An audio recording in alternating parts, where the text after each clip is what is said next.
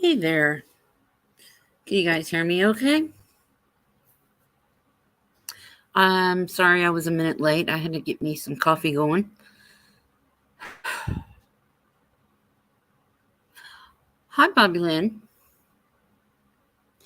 You're a mod at Ziggy's. See you there quite a bit. Yes, I'm there. I'm there quite a bit. Sometimes I'm listening and then I'll run and say something and then go back to what I was doing. But yeah, she's, poor Ziggy. She can't win for losing. I think she should just kick them all right in the nuts. Hi, Kaya. Welcome back. Haven't seen you in a while.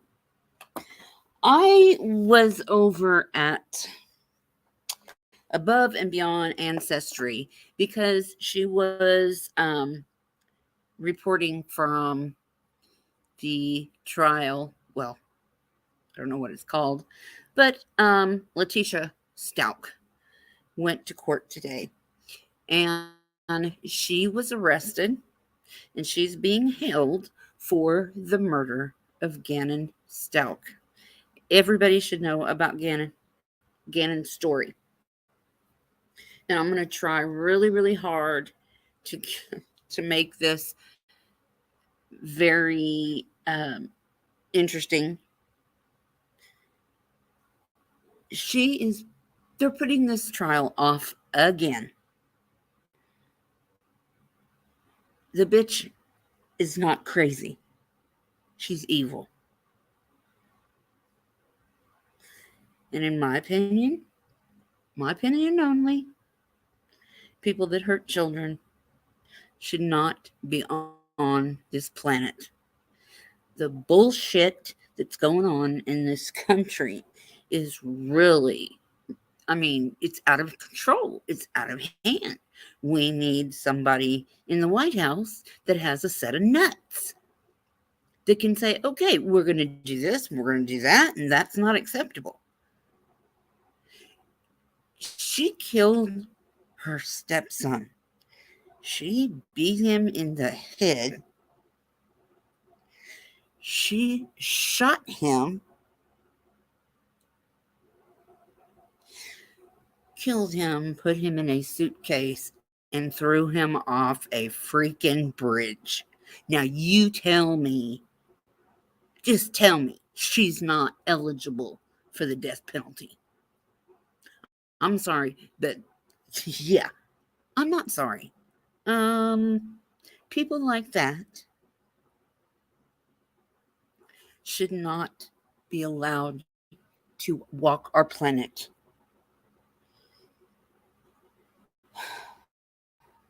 So many people getting away with so much. There's constantly, every day, every single day, there is a mass shooting somewhere. And I'm so pissed. Look at this world that we're leaving to our kids and to our grandkids.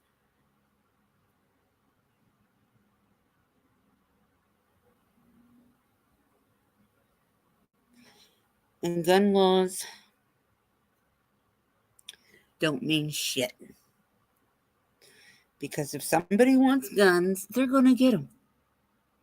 If they're a crook, they sure as hell ain't going to go in and buy one. They're going to get it off the street, buy it in some dark alley, one that somebody stole out of a law abiding citizen's home, or off the other dude that they shot. They're going to take his weapon. Jesus criminy, people. Oh my God. It's just so freaking bad. You know, Gannon's mom, she lives in North Carolina and she has to go to Colorado for this crap. Let this mother rest. She's already lost her baby. Her baby that was born at what, 1.5 pounds or something? I will play some stories for you about Gannon. But this child beat all odds and he lived and he survived. And now his stepmom murdered him 2 years ago. And she is still playing the crazy card. She's not crazy, she's evil. She killed her stepson to hurt her husband. And that just got the ball rolling on me like these poor little kids. It worries me because I have grandkids all the way from like 2 years old to 20. I'm looking at this world that they're going to have to live in.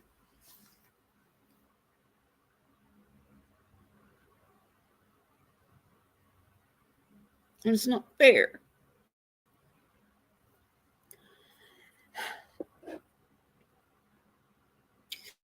It's not fair that my grandchildren would not be able to play in their front yard or ride their bicycles or even go to the store or school. They can't even go to school. I mean, there's mass shootings in churches, schools, hospitals. God, where are we safe? Nowhere. What country is this? The United States. It's messed up. We've got to fix this. This is just too much. It's too much. My opinion, children and old people should be our priority. Making sure that they're okay. Hi, Aussie. I hope your live went well the other day with Marcy. I didn't stay for the whole thing, but I did see some of it. Hey, beautiful people. I like that. It just, I am so irritated. Why do they have the rights to, I mean, yeah, everybody deserves a fair trial. I am so for that. I am. Everybody has the right to a fair trial. But she is so guilty. I mean, with all the evidence and stuff, come on. She does not need to have rights. Gannon didn't have rights. Gannon didn't have rights. Those kids in the elementary school, Robb Elementary School, and all the other schools, they didn't have, you didn't give them the rights either. And you know, I can picture someday our kids will be going to school in a building where you have to enter by a tower and go past barbed wire fences to take your child to school or take them out of school. And it's ridiculous. It's crazy.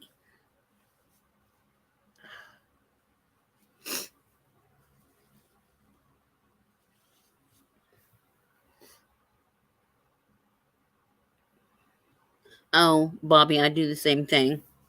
It's okay.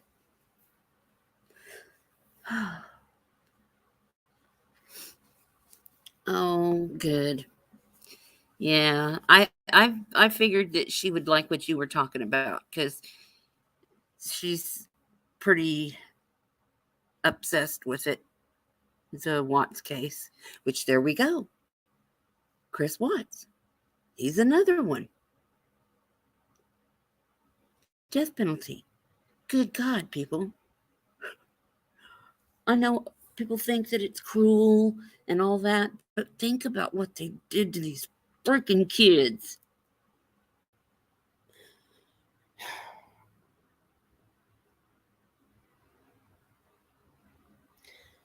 All these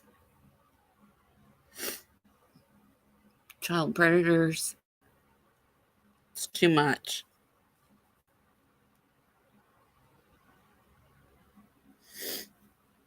I am going to see what I can find for you so that I can go get my coffee because it's done. Um, and I'm not very good at this. So let's see what happens here.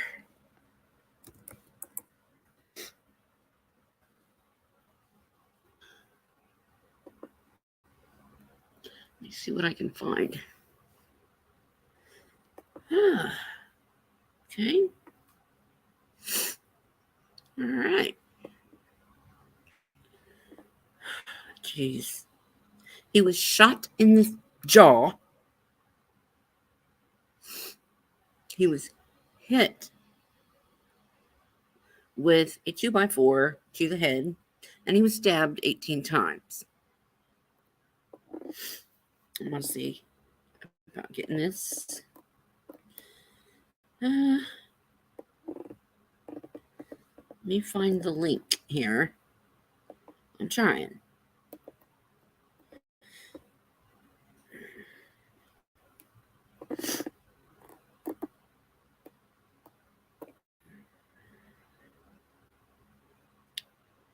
Yeah, and writing. That ain't going to work either.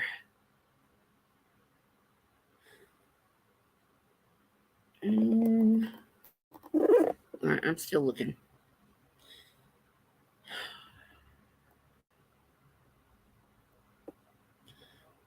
Why do other YouTubers make it look so damn easy?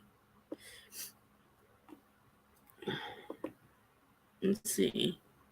All right. I'm going to go back here. And I'm going to share my screen.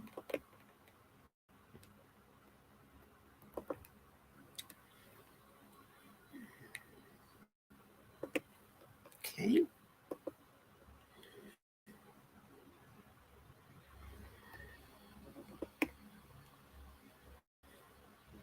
Here we go. How do I describe my G-Man, my Gannon? Gannon's my hero. I love him so much. He's not only my hero, he has multiple people that call him his hero as well. He has so many family members that just look up to him at such a small age. He's full of life. He's happy. He's energetic. He loves sports. He loves Sonic. He loves going outside, playing with his friends, his sister, his neighbors, especially Braden. This neighborhood basically gives you a true example of who my son is. Everybody coming together, all the smiles that people have. This is why I have hope, because I feel it. This is Gannon truly speaking to our community. Gannon he loves blue, he loves Sonic, he's into coding, he loves riding his bicycle with his sister, and I know that he's missing that right now. He holds his job as being Big Bubba very important, and for him not to be able to talk to his sisters has to be hurting him. This week has been awful. It's been more than a roller coaster ride. It's been more than emotional mess. I don't even have answers for my feelings other than I'm afraid. I'm afraid that I'll never hear his voice, that I'll never hear him run and say, "Mommy!" That I'll never hear those corny jokes that he always tells every single day. He has to tell me a joke. He looks forward to telling me something silly. And I'm afraid that I may never see that again or hear it. I don't want to believe that, because that means that I'm giving up hope, and I'm not giving up hope because my son is full of hope. So I'm urging anyone that has any leads, credible leads, if you're too afraid because you know something, a kid just doesn't disappear, no one sees him. It's not how this works. So if you have anything that's credible, if you're afraid, don't worry. Imagine my son, how afraid he is. Imagine how afraid Gannon is. So please call, please write. If you need to have someone else to do it for you, please do. Because my son deserves to be here. He deserves to be here. Please call the El Paso Sheriff's County and let them know. And I thank you guys, the community, for what you've done. Because this is Gannon. This is who he is. And I thank you guys so much. When Gannon was born, he weighed only 1 pound and 6 ounces, and even today, he's still our miracle child. He still is. And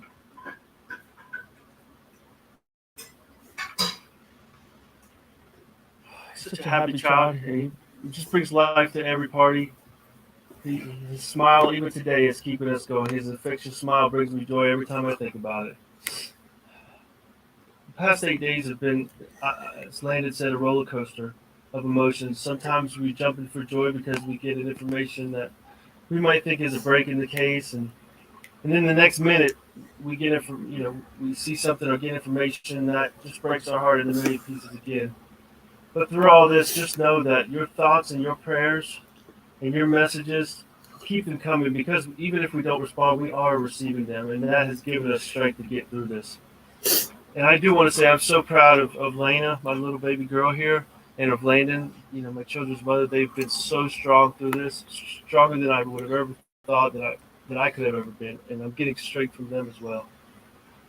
As I said, please keep sending your thoughts and your prayers, because we are receiving them. And if you have any information at all that can help, please reach out to the El Paso County Sheriff's Office with only credible information, but any information that you think may help. Thank you so much.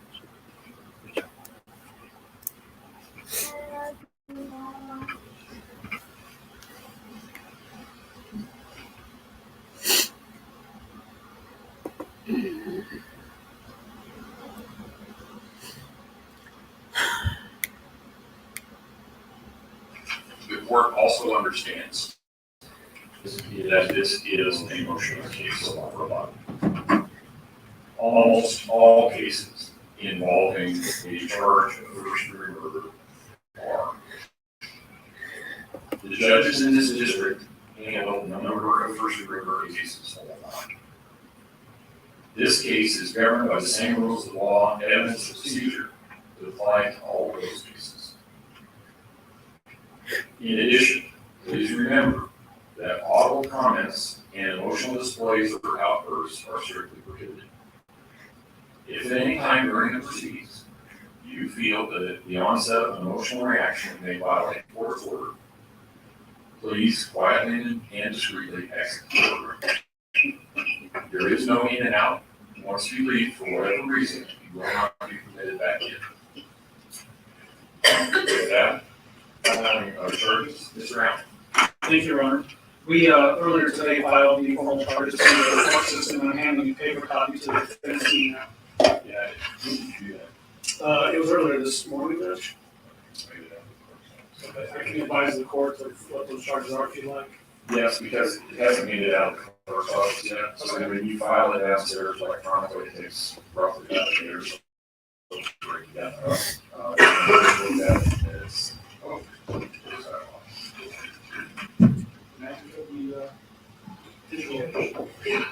Hi, Emma.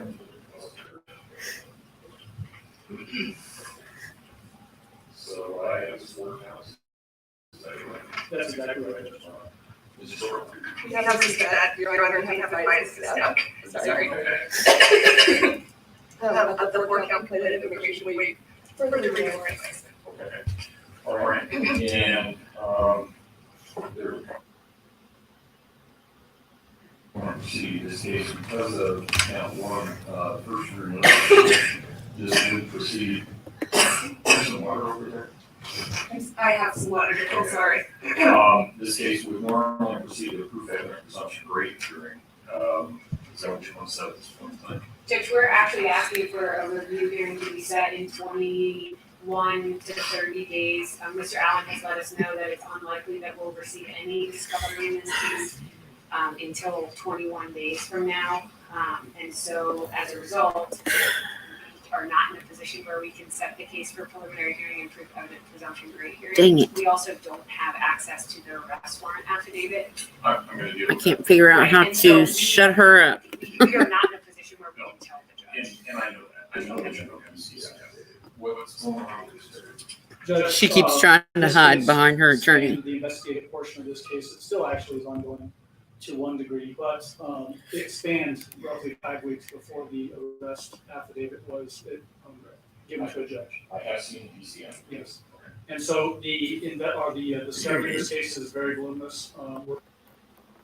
As far as when we need to turn over discovery to defense, I just know that because of just the sheer volume of those things, I don't even have reports yet.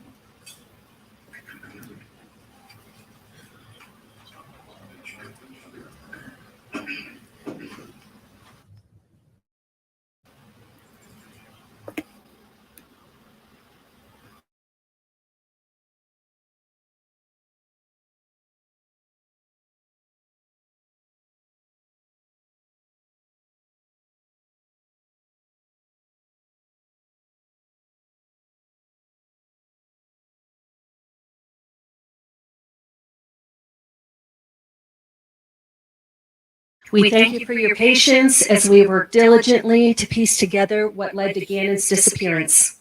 Our speakers today will be Sheriff Bill Elder, Lieutenant Mitch Mahalko, FBI Denver Division Special Agent in Charge, Dean Phillips, District Attorney Dan May, and Senior Deputy District Attorney Michael Allen. We will not be taking any questions at the conclusion of the press conference. However, I will be reading a statement from Gannon's father, Al. Landon, May. Ladies and gentlemen, if you have not heard about the story about this young man that you see on my screen, we're going to give you some details about it. We're going to show you a couple news videos, but I want to show much respect for this young man that you see on my screen, okay?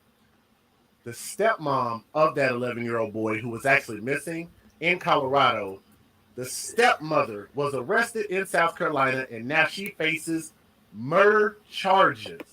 And you guys know they do not take those murder charges very lightly at all. That's the type of thing, depending on what state you're in, that you could get the death penalty for, or you could get life in prison, right? So it's a very, very serious charge, and I'll tell you guys this also, just for a little clarity. But when it comes to our children, the punishments need to be a lot more serious. She killed a child that she was supposed to protect and love as her own. They generally will only charge you with that if they feel like they can absolutely get a conviction for it. So there's a lot of damning information. Fair use for entertainment purposes and educational purposes only. Against this woman with that square ass head, like she literally looks like that Icebreaker's gum, that square gum, and it looked like somebody just stuck some eyes in her head. She looks like the Icebreaker's gum. Horrible looking face, like she looked like a goddamn meth head. Seriously. Let's move on. Officials from the FBI and the El Paso, Colorado Sheriff's Office announced that they arrested that woman that you saw on the screen. Her name was Letitia Staunch, or Letitia, whatever. Stouch. I don't really care to pronounce her name correctly, but I'll spell it for you, though, so you guys will know. Stouch. Her name is spelled Leticia. Teabag. Letitia or Letitia Staunch, Staunch, during a press conference Monday streamed by various news outlets. Staunch's stepson, Gannon, let me get Gannon on the screen here so you guys will know exactly who he is, the young man. Right here. That is Gannon Staunch right there. Stout. Okay? Now, again, that is not her biological son. She is the stepmother because she married his father. Okay? The evil stepmother. Staunch's stepson Gannon went missing from Colorado Springs area about 5 weeks ago. Police from Colorado, Myrtle Beach, Horry County, scrolled a little bit too fast, Horry County and Horry County Sheriff's Office arrested Staunch without incident on Monday morning, El Paso County Sheriff Bill Elder said. Police have yet to say where in Myrtle Beach the 8 p.m. arrest happened. Now, why wouldn't they tell us where she got arrested? I don't know if that makes a difference or not, but let's keep going. You know what? It actually could, I guess. Maybe if they arrested her at a family member's house, that might be a good reason maybe not to put that out there, but let's move on. Staunch faces... She was actually on her way to North Carolina when she dumped the suitcase containing Gannon's body.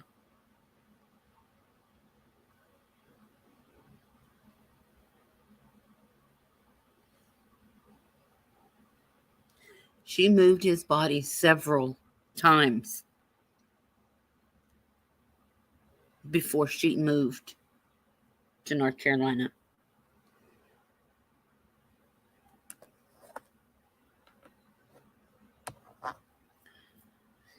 She was arrested in North Carolina or South Carolina. I'm not sure which. First-degree murder charges, child abuse resulting in death, tampering with a deceased body, and tampering with evidence of physical evidence. Okay. Why does all of that sound familiar? Literally because we have been doing this all year long. We are just now coming into the second day.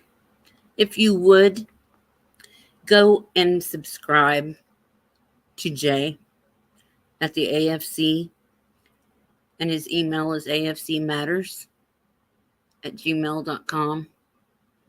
I watch this guy. He's amazing. I mean, he does get a little, I don't know, judgmental maybe on the parents. But somebody needs to judge the parents because the laws are not doing it.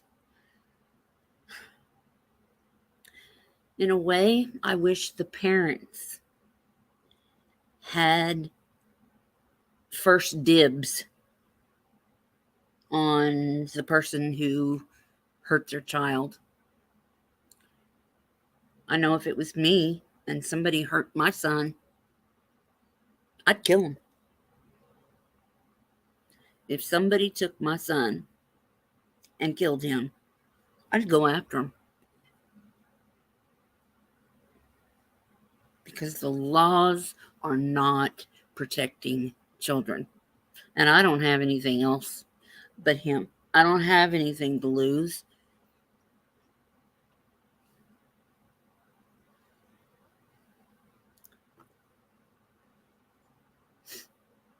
Of March. So that means for 2 straight months, we have like almost every story, if not every other story, has been very similar to this. There are so many stories that have come out. A lot of them, they haven't even fully put out a full statement or investigation, which is why we haven't been able to report as many stories as we have as of this point, and we've still missed a lot of them. This type of thing happens way too often, and I absolutely get sick and tired of hearing about stories of these babies who can't speak for themselves, nor can they defend themselves against the tyranny of a bitch named Letitia. Absolutely sickening. The lady that you see on the screen there, that's the biological mom. I can only imagine how she feels. That a man that you had a kid by turns around and marries an ignorant broad like he did something this heinous. It is absolutely just unthinkable. But can you imagine? Can you imagine how Gannon's father feels because he married this witch that killed his son, his only son? If she's convicted, she could face life in prison, as we've already stated. Elder said Staunch will be held in J. Rubin Long Detention Center pending an extradition hearing. She has yet to appear in public mugshots from the Horry County Jail, but you got her picture. That's close enough. Elder said police have not found Gannon's remains. I'm going to say that again. Elder said police have not found the boy's remains, but they continue to search. El Paso Deputy Lieutenant Mitch Mihalko said based on the charges, they do not believe Gannon is still alive. I cannot stress what a difficult time this has been for Gannon's family, Elder said. Landon Heath, Gannon's biological mom, so I guess that's her name, Landeen, that's the biological. Yeah, this is an old video, but it's going to tell you what happened to this baby. This little boy that never had a Mom's chance name. to grow up, get a girlfriend, ride a motorcycle, get his car, graduate high school, go to college, get a career, and a family of his own, and know the joy of having a child. He'll never get that because of this bitch. Landon said that the ordeal has been a nightmare. Today I got the worst news and the best news, she said at a press conference in Colorado. I will make sure that justice is served. And I do have a little bit of her interview. If you guys want to see that, just post it in the chat and let me know what you guys think, okay? Now, Myrtle Beach area ties. What do you even call her? Because technically she would be the legal. Okay, Myrtle Beach is in South Carolina. I do know that. I'm going to do another video tonight, another live. I'm not sure yet what it's going to be on, but I'm thinking about doing another live.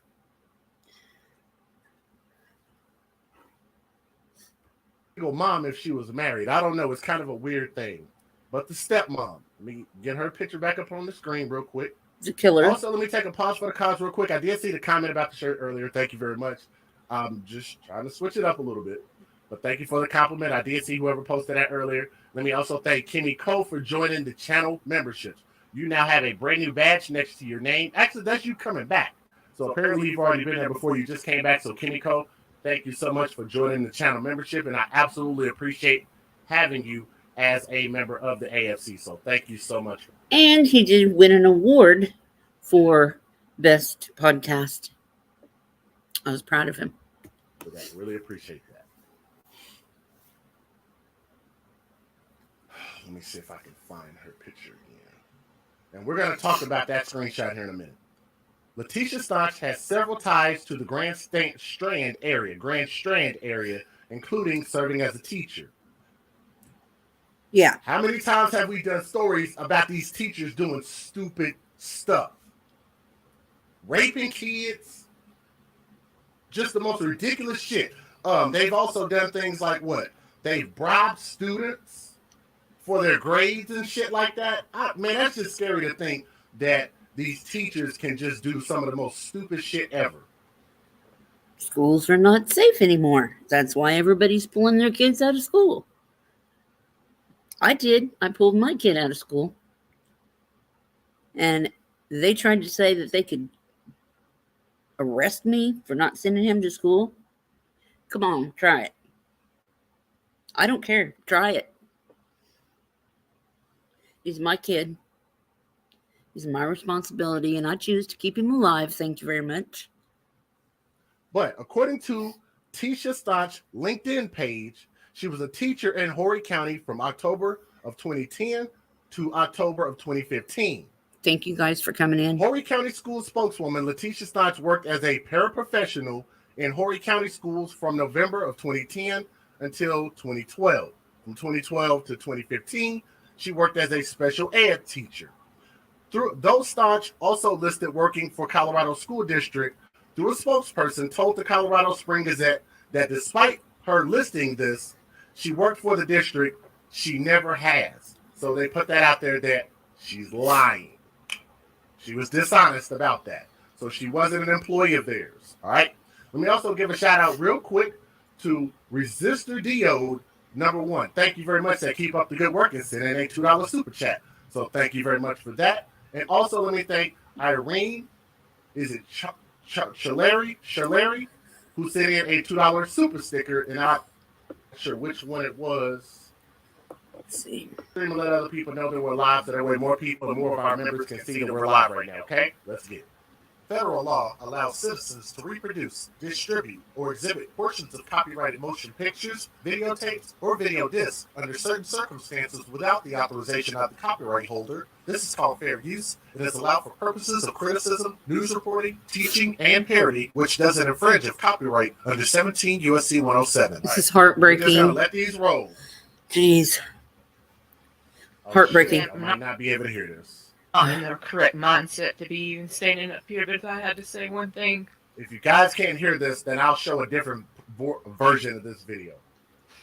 That when he said Gannon is no longer with us, I'd have to say Gannon. Let me also take a pause real quick, and let me say thank you to Melly Mel. How about that? Let me take a pause real quick. Hold on. Let me pause this. You guys do NA. People from all over the world.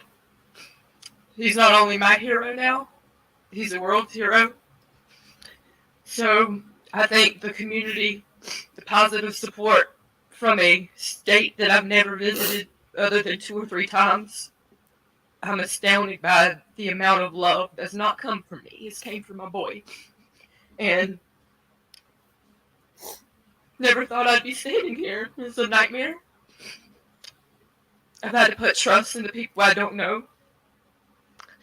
Today, I got the worst news and the best news. Obviously, we know what the worst news is, but the best news is that justice will be served. And I'll make sure that justice is served, because my boy did not deserve any of this that has happened to him.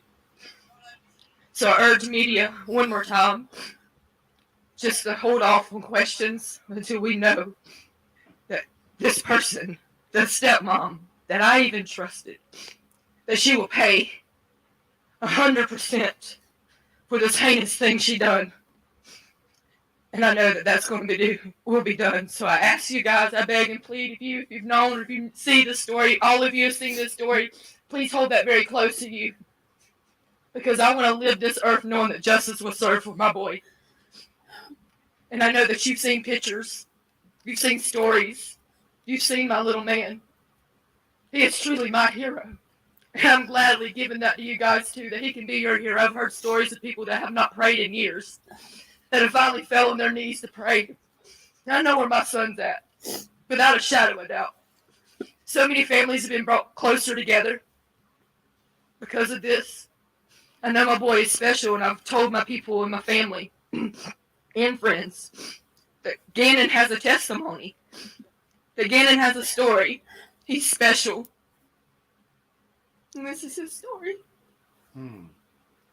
So make that story. And again, to the people that are watching this right now, that's the biological mother.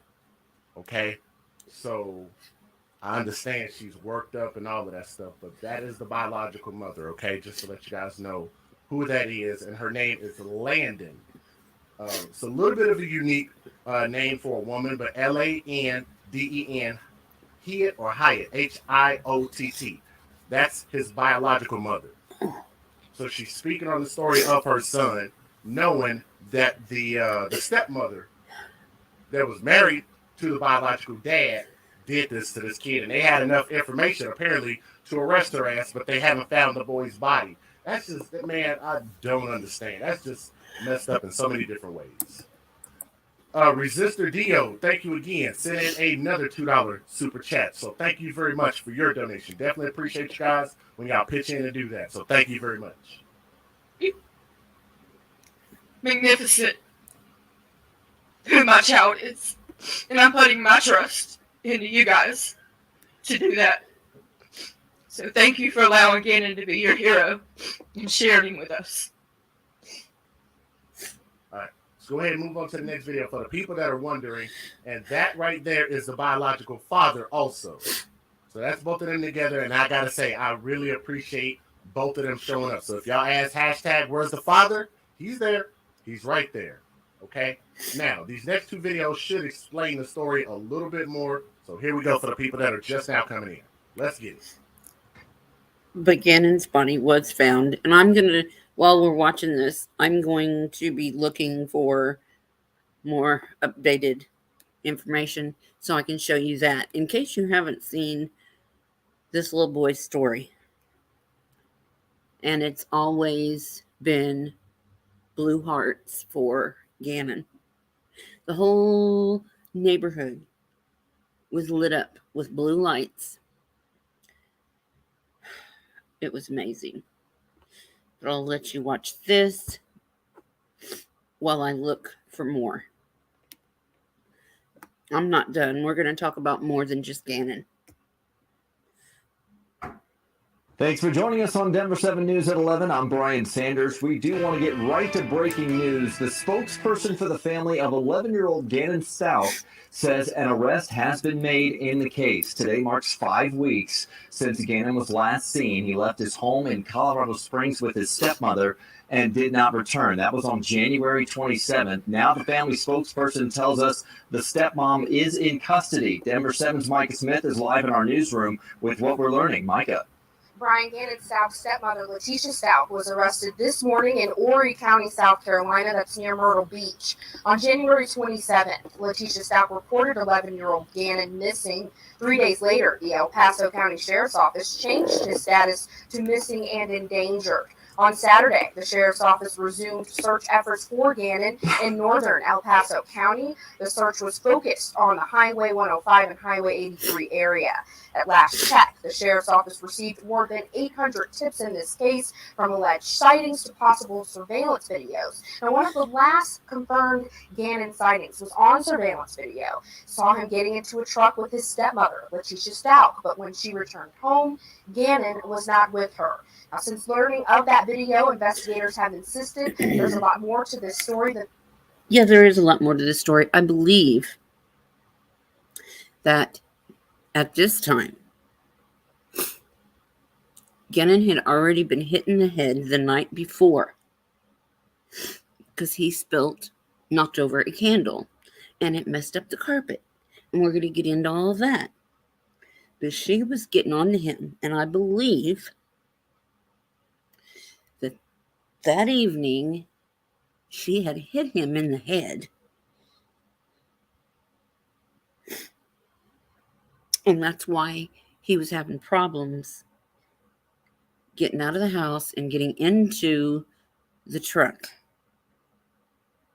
He did come home with her after she had went around to a pet store just to make an appearance so she can say where she was. But she left Gannon in the car, hoping.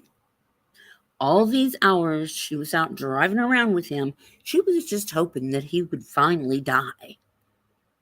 But he didn't. So she put him in the suitcase that was in the back of the pickup. She put that suitcase in the back of the truck before she left. She moved his body into that suitcase, backed the truck up far enough into the garage that nobody could see on camera what she had done.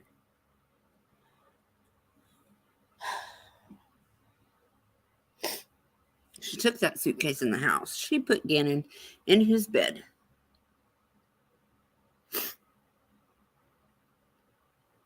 She shot him. She stabbed him 18 times. Shot him in the face. How sick, how cruel. How can you do that to another human being, let alone a child? It's unthinkable. It's evil. She planned this. She hid it. She covered it up. And she dumped his body off of a bridge in that suitcase.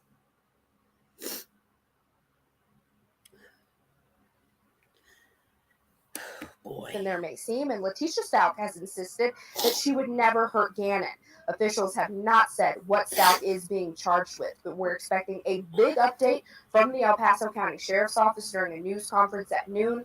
We'll be streaming that on our website, thedenverchannel.com, social media, as well as the Denver 7 app. Live in the newsroom, Micah Smith, Denver 7. All right, we'll be listening closely. Thank you, Micah. She found out this morning, and still, she found strength to speak. Really, I'm not in the correct mindset to be even standing up here, but if I had to say one thing, that when he said Gannon is no longer with us, I'd have to say Gannon is with us. Landon Hyatt finds strength from her 11-year-old son. Deputies told her she will never see him alive again because Gannon Stout's stepmom was arrested for his murder. South Carolina authorities brought Letitia's. Okay, for the people, and I did not ignore your message. And thank you again to Resistor Diode. I like that name, by the way. And she said, love your work with the heart emojis. Guys, if y'all want to support what we do here, man, that's a very easy way to do it, and also an excellent way to be able to get your message out. Again, I want to say thank you again for doing that. For the people that asked, where was the father when this happened? Here it is specifically. Letitia Staunch, 36 years old, initially told authorities that the boy that you see on my screen, Gannon, Hey, CT. sick Welcome. and stayed home from school on the Monday in January when he went missing. Letitia Staunch, the stepmother, told the El Paso County Sheriff's Office he left to go to a friend's house between 3:15 p.m. and 4 p.m. and hadn't seen him since then. She was watching Gannon and his younger sister alone while the father, the biological father, was in Oklahoma for a military assignment. So did everybody catch what the story was?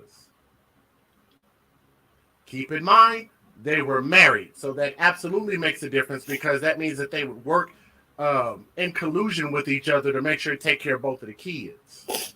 Okay? So that actually would be a good reason to leave the kids with the stepmom. But me personally, I'd give access, if I were in a situation like that, I'd give my kids' mom access to their kid as much as possible, especially if I'm going to be gone. If the mom doesn't mind doing it, I would have just gave the kid to the mom.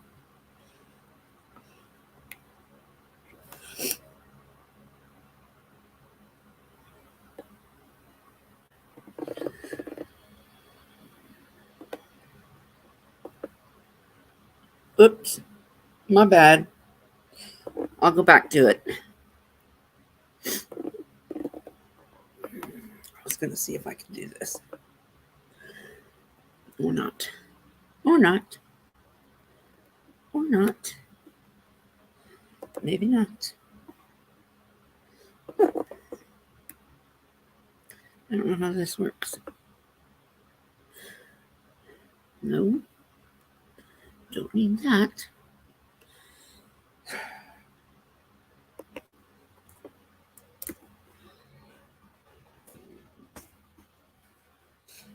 Oh,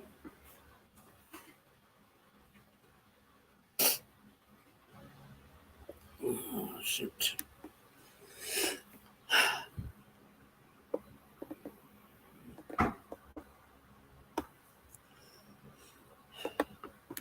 Okay. Where is my... Oh, boy.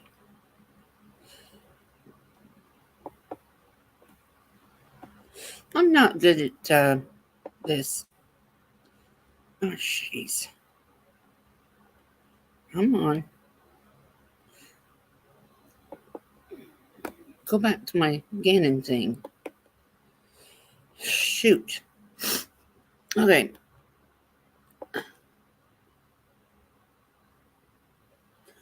I am not very good at this. Obviously.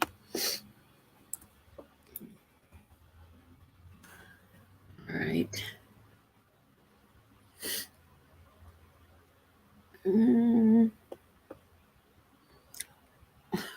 It's the same thing.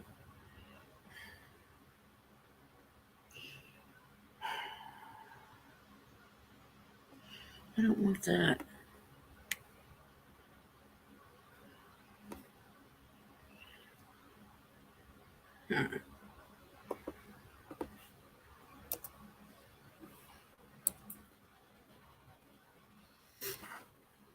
Okay, here we go.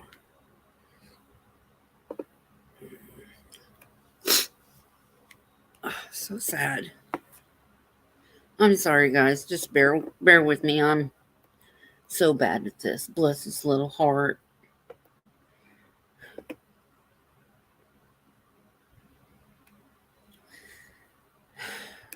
Been 2.5 years.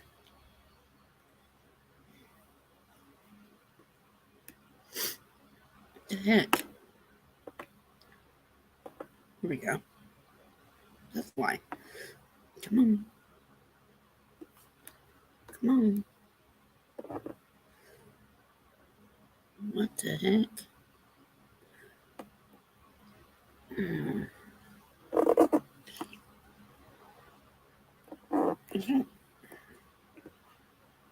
don't know why there's so many.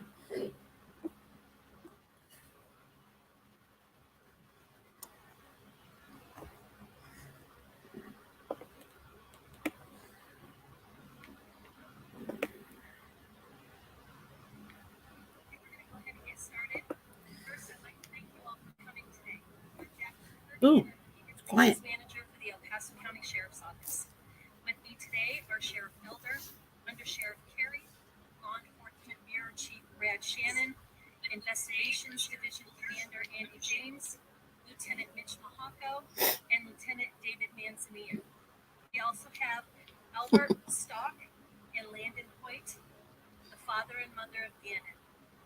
We are in awe of their strength. Thank you, CT. They have shown in the midst Welcome, Amanda. an unimaginable situation that no parent ever wants to find themselves in. Today we're here to give an update on the case regarding Gannon. Lieutenant Mitch Mahako will be giving the brief, and we are hoping this will answer some, if not all, of your questions.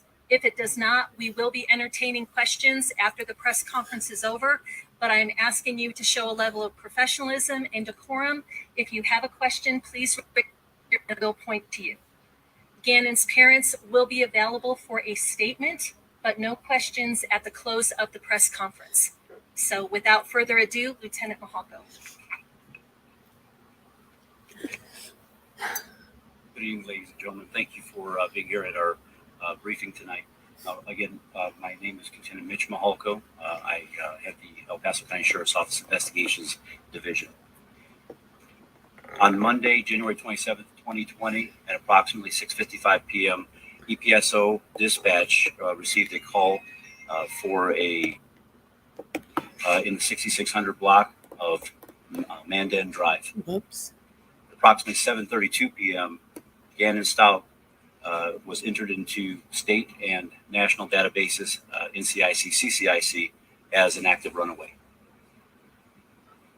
At the time, deputies conducted an initial investigation to include interviews with the reporting person. And at that time, the reporting person had said that he was last seen between 3 and 4 p.m. That day. Deputies then conducted additional follow-up and search of the area for Gannon, but unfortunately with negative results. On Tuesday, January 28th, 2020, at around 12:29 p.m., the case was turned over to EPSO investigations. At that time, investigators began collecting information and conducting interviews. They collected information to include video surveillance, neighborhood canvas information, followed up on additional leads, and exploited and used different various techniques and technology to conduct this investigation. The investigation continued into the early morning hours of Thursday, January 30th. At that time,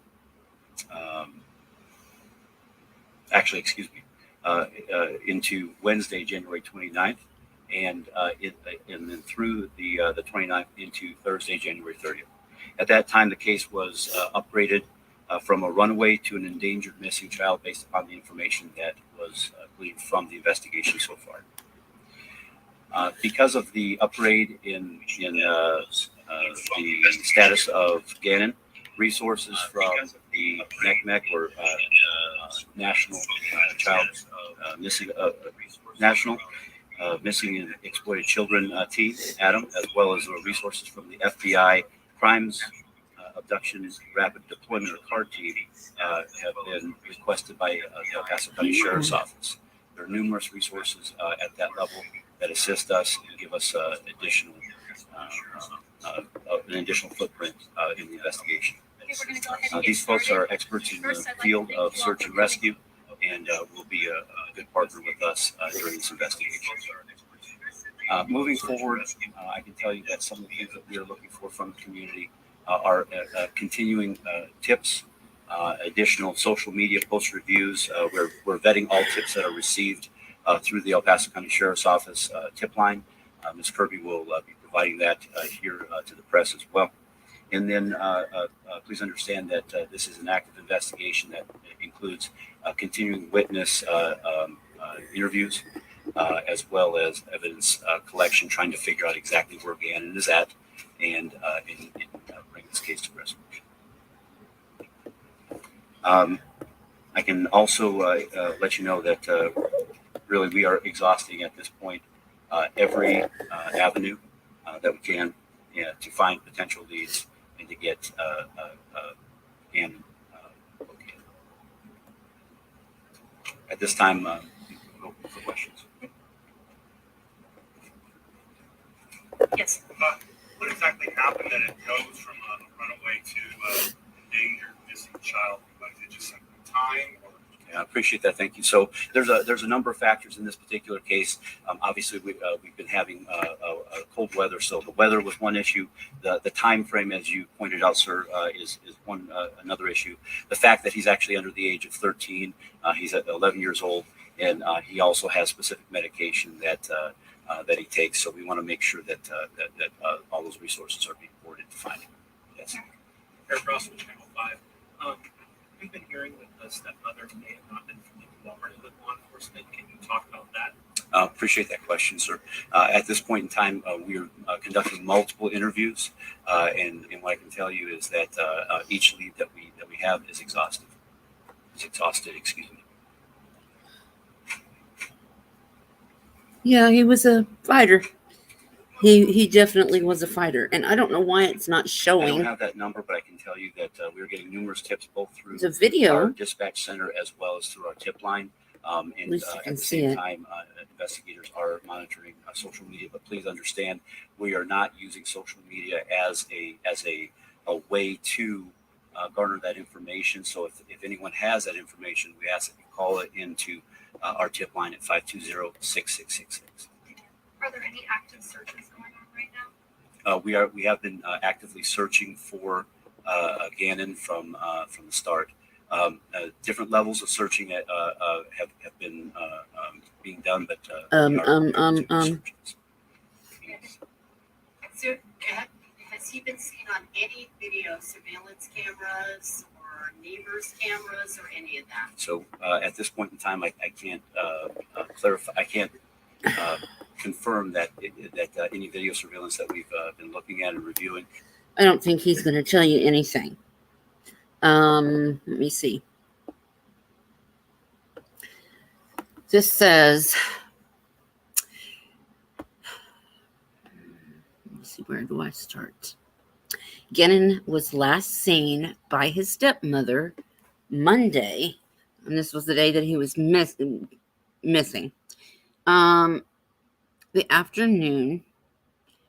Monday afternoon, while leaving to meet a friend near his home on Mandan Drive in the Lorson Ranch community. That's in Colorado. Oh, shit.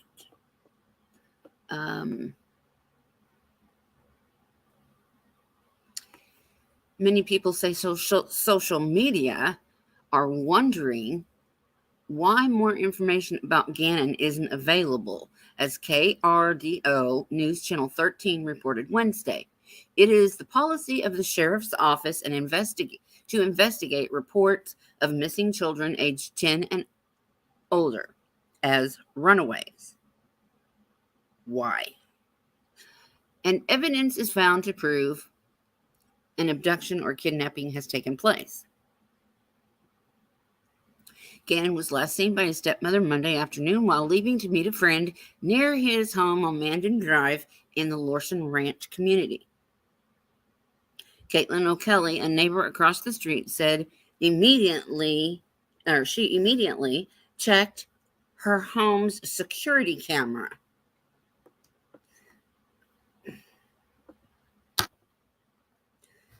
However, the officers left the scene. Wait a minute. Okay. It keeps messing with me. I didn't catch anything on it, she said. A friend in the neighborhood, a couple of houses down, said she might have caught some kids talking on her camera Monday afternoon, but she wasn't sure if it was him. But investigators said that said they had checked on their home security cameras in the neighborhood and not identified images of Gannon on any of them. Also, Thursday, several people searched through and around vacant houses on Fountain Mesa Road in case Gannon was hiding there. No one was found. Okay, abandoned house. Xavier Hanna and his wife, Jesselyn Nordstrom, I guess, Nostrom, were among the searchers. You can never really take anything for granted, Hannah said. There are hundreds of places he could be hiding. And that's true. But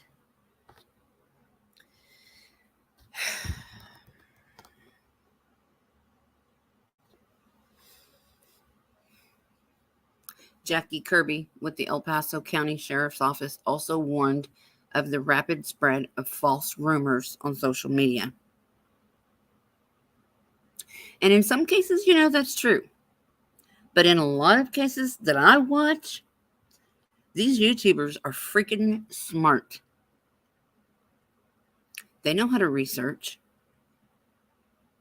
They talk to neighbors, friends, family. They get the goods. They get the goods that are good for LE, in my opinion. A lot of crimes have been solved due to YouTubers being smart, being savvy, knowing their shit. The sheriff's office said any additional information would be posted to the agency's social media pages. Why? Why put it on social media pages if you don't like social media because we're getting in the way? I encourage you guys to seek and find him. I'm so thankful for the outpour and help with this case was brought. Landon Holt, Gannon's mother. My son is a loving kid and wouldn't want any harm on anybody. It is so hard to think why this is happening again. My kid has a purpose. My kid has a life. It's important to me, and it's important to everyone standing in this room. Gannon, Bubba, little man, mommy's hero. Wherever you are, mommy's here. We're begging and pleading for you to come home. And that's our biggest wish, to see your mommy and daddy standing here. We're here, Bubba. Stouch's stepmother wasn't in attendance to the press conference. Of course she wasn't. She wasn't there because she was going to North Carolina. Or South Carolina, I'm sorry.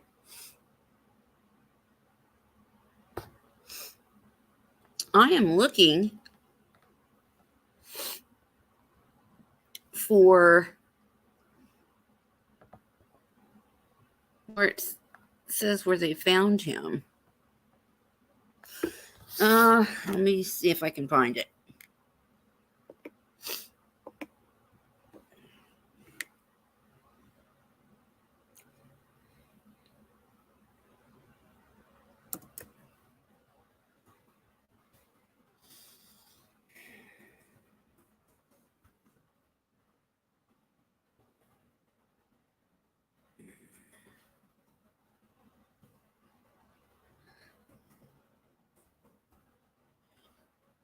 Let's see.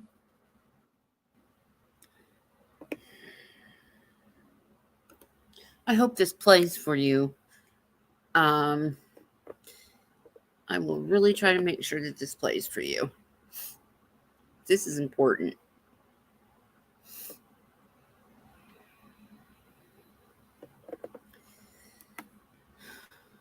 Let's see.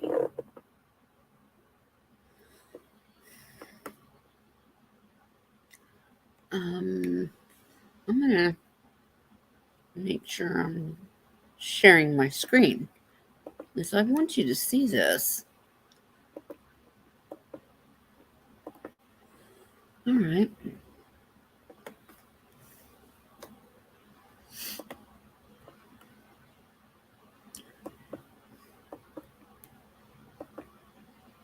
Here we go.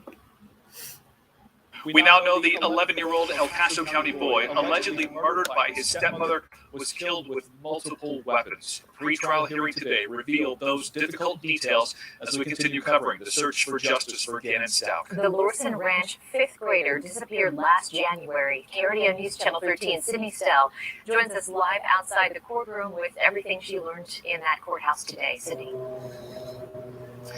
Well, I do want to warn you that a lot of these details I'm about to share with Yeah, this is going to be very hard. If you guys can, hit that like button so maybe people will see that I am live and they can hear the story. Because it's not just going to be Gannon. I'm gonna try to get some other kids in this video.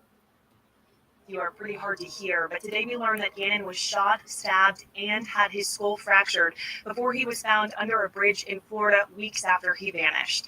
Before today, it was a mystery how his body got from Colorado all the way to Florida, but today we learned that through car data, cell phone tracking, credit card receipts, and surveillance footage, police are pretty confident that Letitia rented a cargo van less than a week after Gannon was reported missing and drove down to Florida. She wasn't alone either. She went with her 17-year-old daughter. The two stayed roughly 3 miles from where Gannon's body would be found weeks later in a suitcase dumped over the side of a bridge. His level of decomposition pointed to the fact that he had likely been in that suitcase for at least a month.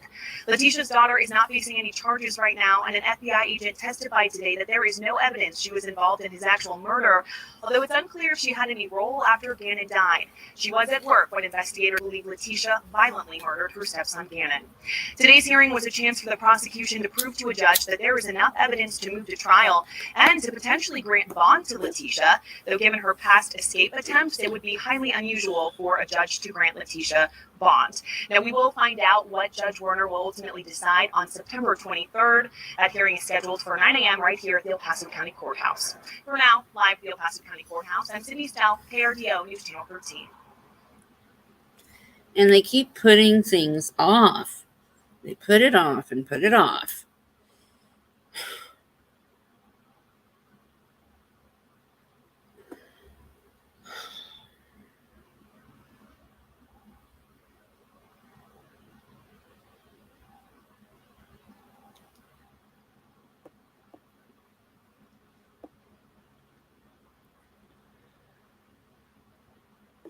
You know, when they arrested Letitia, when they arrested her,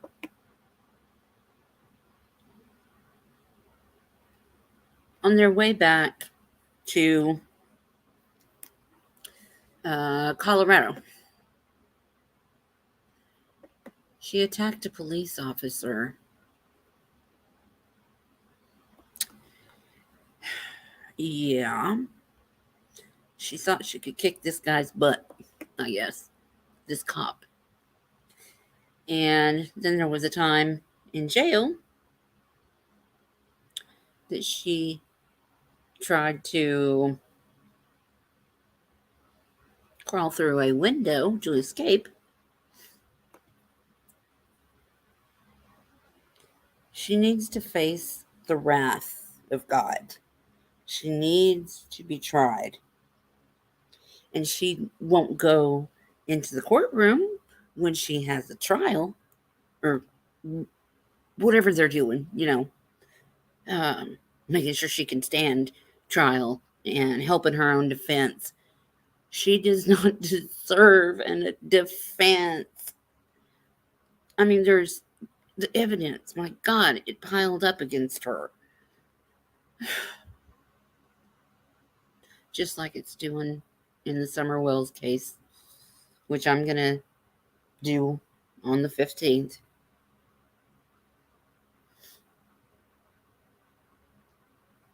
I was wanting to get some videos done because tomorrow I'm going to go get some teeth pulled. And I may not feel like talking.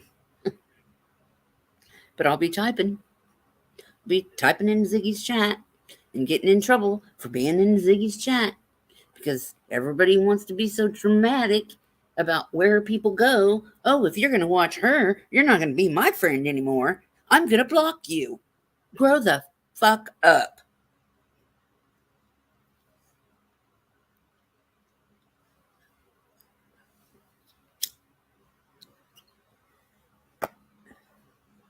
I'm so irritated. Must be a full moon.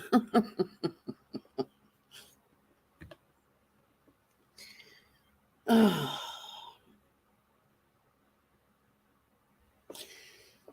So many kids.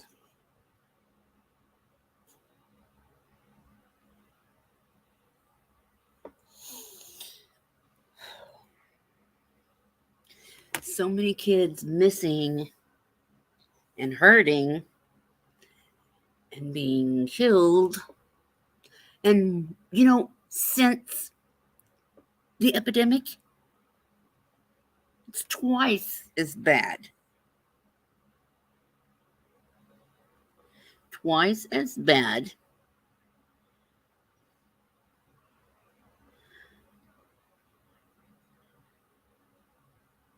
Worse, way worse than it ever was before. And that's because kids are not in school.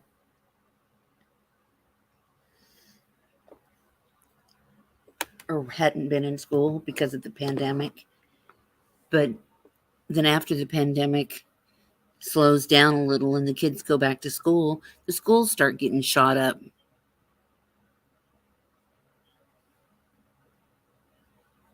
I know things are hard on people right now. I understand that. It's hard on me too.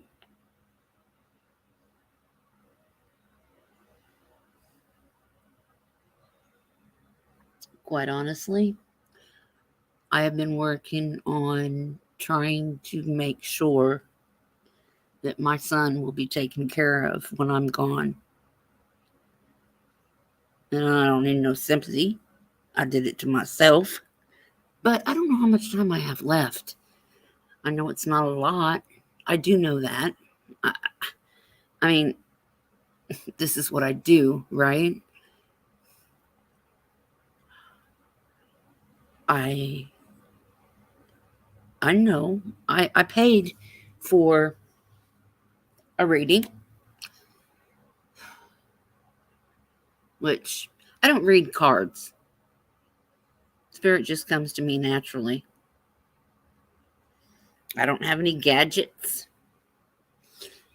or anything like that.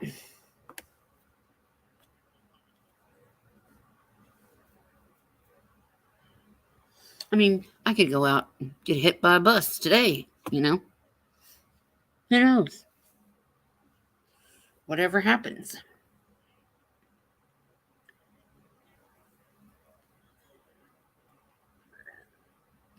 I could go to Walmart and there could be a mass shooting. We don't know when we're going to die. But if you're in tune with your own body, you can feel it. Death is something that people feel. It's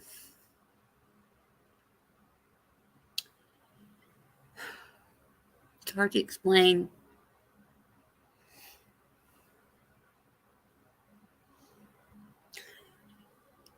I can do a reading tonight and explain how I work.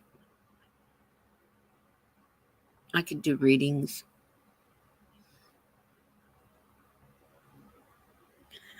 People that don't believe, they can watch, they can pick it apart. I don't care.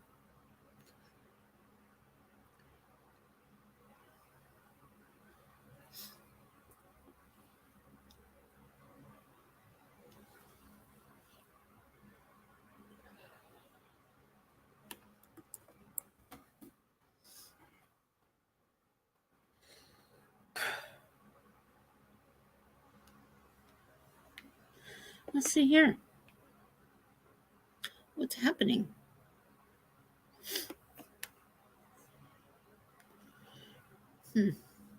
What this is.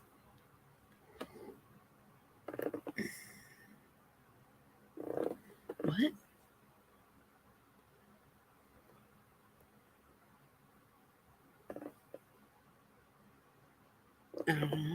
No. No. Not what I wanted. Let's see.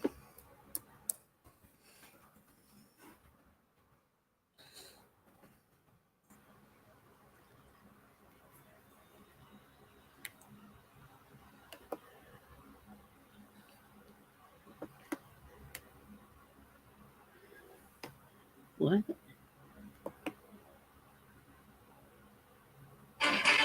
Well, today, for the first time, we're learning the lead investigator in the Summer Wells case is speaking out. The pressure has been immense on the Hawkins County Sheriff's Office to figure out what happened to a little girl who reported missing back in June. Ansley Daniel has been following this case closely. She has an update. Ansley? Josh and Sarah, there was frustration, some anger, and the presence of a heavy burden when I sat down with the detective John Pruitt with the Hawkins County Sheriff's Office. He's led this investigation into Summer's disappearance. He told me that as difficult as this case is to work, he is nowhere near giving up. It is a lot to shoulder, it's a lot to burden. We have a missing child that we haven't found yet. Almost 10 months and so much heartache. And investigators aren't immune from that hurt. The question of what happened to Summer Wells still has no answer. There haven't been very many cases like this. I have never worked a missing child case with all these different entities and agencies. Why is it not showing the The video? lead investigator on the case says his days are devoted to finding her. My day, I check tip line and voicemail when I first get here. I do phone calls and follow-ups on any credible leads I've got. I follow up on anything that I didn't get to a good conclusion the day before. Then I go into my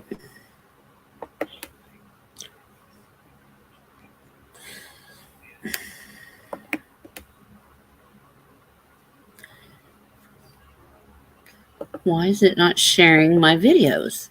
Or that I'm not my videos, but videos that I'm sharing.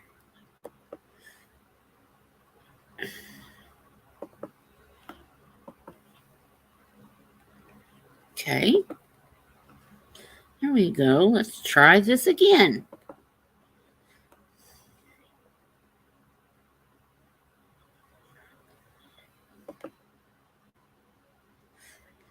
All right. Come on. a normal caseload of any new cases I've got, follow-ups on them. They received nearly 2,000 tips.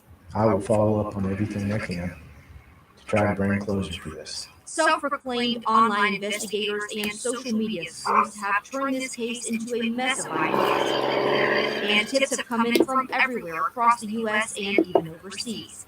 That help, Pruitt says, has led to little more than time wasted. If these people want to help so much, we always accept applications to certified individuals. He says the investigation has led to the continued thought that if Summer is found, it will be nearby. I believe that she would probably be somewhere close by. If we found nothing to lead us to believe that she's been abducted or trafficked out of the area. Pruitt works alongside the TBI and FBI. Along with the ground search, Pruitt says investigators have poured through data. Almost a year into the case, and Detective Pruitt says it still remains a very active investigation. I'm not going to let it go cold.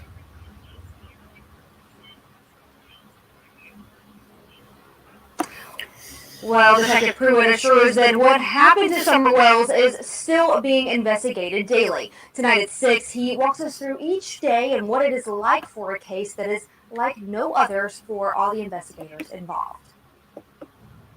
Ansley, thanks. And an Amber Alert remains active for Summer Wells. If you have credible information that could help investigators find her, call the Tennessee Bureau of Investigation at 1-800-TBI-FIND.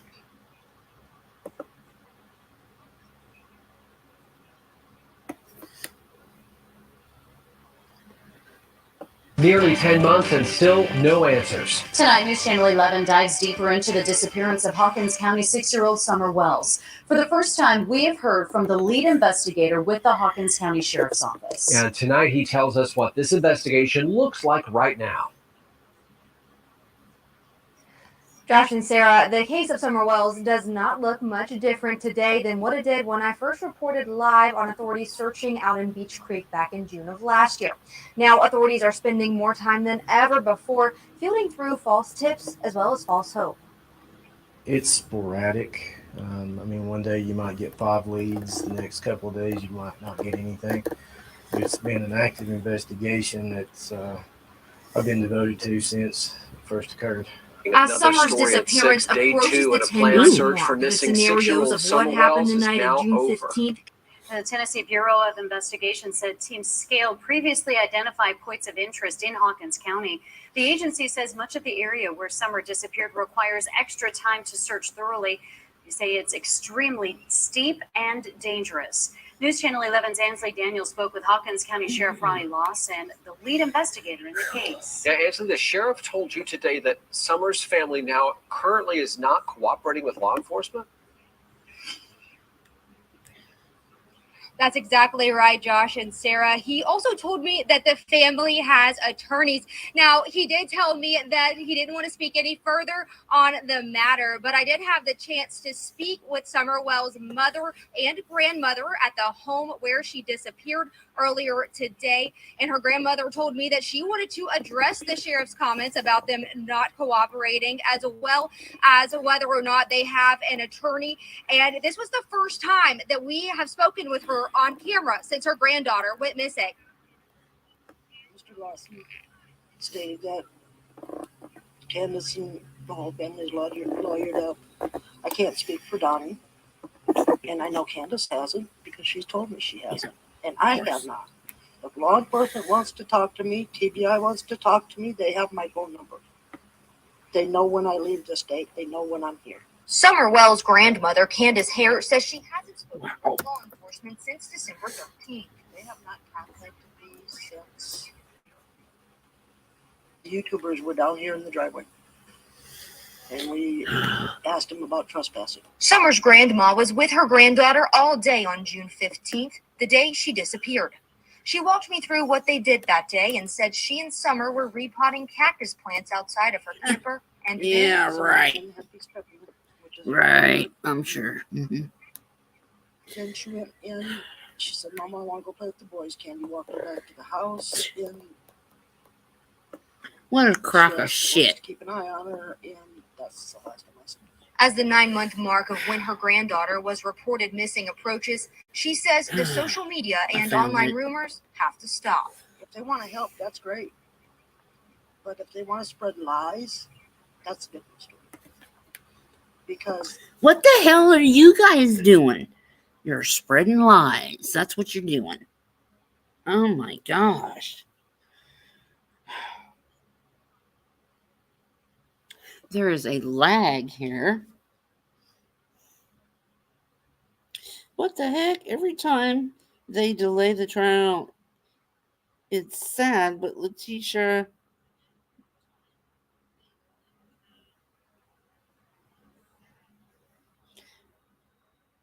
her state is forever behind walls. She will never leave. No, she won't. And if she does, she better stay away from me. She better stay away from kids. And God help me, she better never have another kid. And you want to talk? Oh, we'll talk about that. Wow. That woman. There it that's is. all they're doing now is spreading lies. They're reaching and trying to figure out what lie can we spread now. Well, and I'm tired of it. Yeah, I'm tired of you. It's your granddaughter. And you freaking left? Are you kidding me? You left the state when your granddaughter was freaking missing. You didn't have to be there, didn't feel like you needed to be there to comfort your daughter and help make flyers. You could sit at a copy machine or a telephone There's stuff that you can do to help to find your granddaughter. Why are you such an idiot? All of them on that damn hill.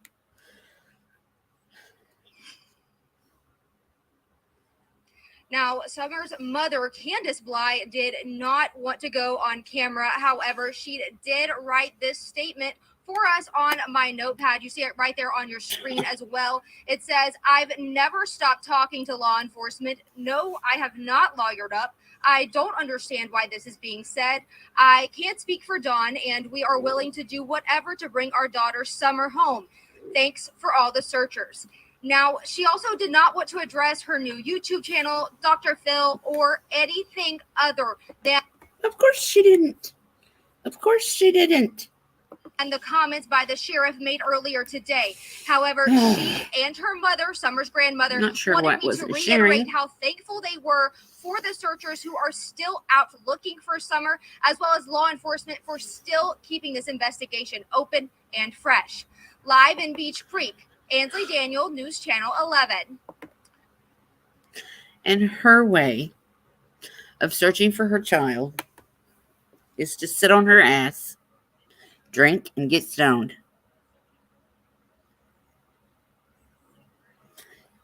When I did my first reading, I was really nervous to say anything.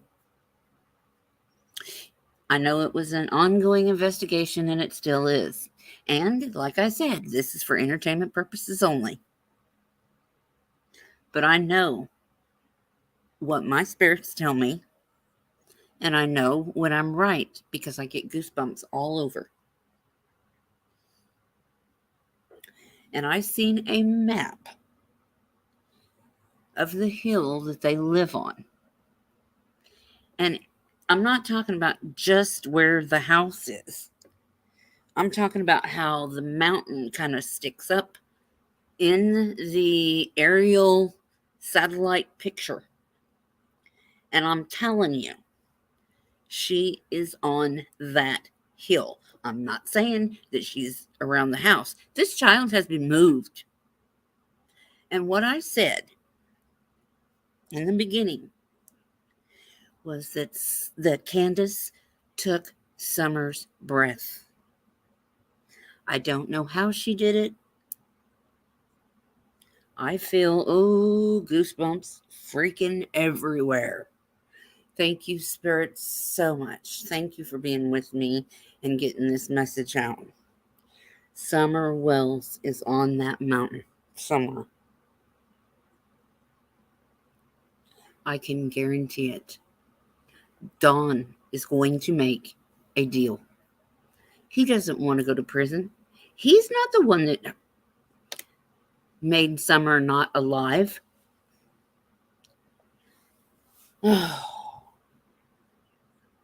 He wouldn't do that. That was his love. He loved her. Oh my gosh. And Candace was jealous. Summer was like the other woman. You can go back in my old videos and look at what I said. Candace did not like Summer. She was beautiful. She got more attention from Dawn than Candace did. And I really feel like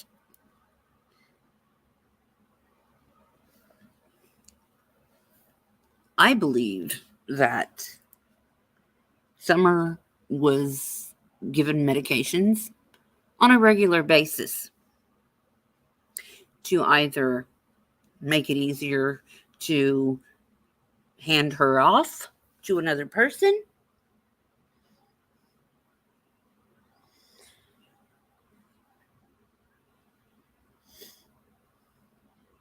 or just to get her out of the way, because she didn't want to mess with her. And that's why I'm saying,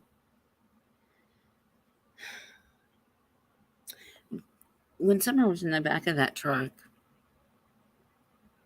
she didn't get out when they got home.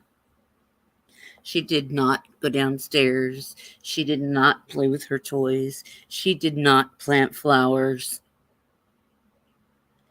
The story is falling apart Candace, you let something happen to her. You caused it because you give her medication, or she just got into it. Which was it? Did she get into it and accidentally overdose when you guys were in the grocery store? Because I think that's when she was drugged. Because you, Candace, know damn good and well where she is and what happened to her. She did not wander off. They would have found her. She would have heard you yelling for her. If she was scared of you, she would have came out for her brothers. Or her brothers would have said, oh, she's over here hiding. No. And she wasn't gotten by an animal, because there would be clothing, there would be blood, there would be body parts, something. You would have really heard a scream. The scream was fake. And getting with, right down to the doctor, grandma going to the hospital. Well, Candace was concerned about my knee. Bullshit. She was thinking, oh, Mom, go to the hospital and get me some pain pills. That's what she was thinking. Hey, what the heck? I'm venting right now. I'm sorry. But Candace, you took Summer's breath away from her, and you know it. I know it. You know, you can hide from the cops or whatever. Maybe that's why people don't like psychics. They don't want to mess with psychics. They think they're evil. I'm telling you, I am not evil. I've been saved. Jesus Christ is my Savior, and I will not bow to no man. The only one I bow to is God. I'm not evil. God gave me this gift, and I'm trying to share it as much as I can.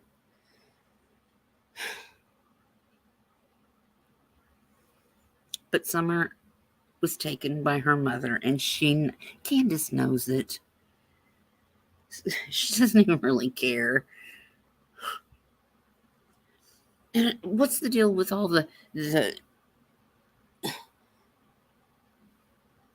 I mean, if you saw a man and his 5-year-old daughter naked getting out of the shower from sitting in your vehicle, how did you see that?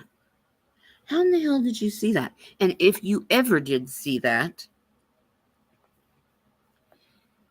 why wouldn't you report it? I'd have reported it. I'd have stayed right there until the cops came.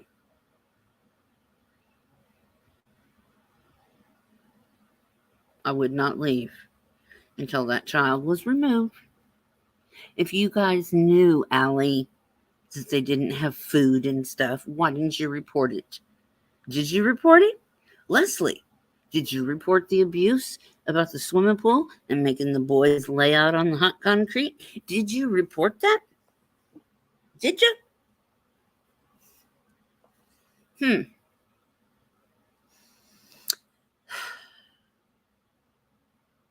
Wow. It's pretty ratchet.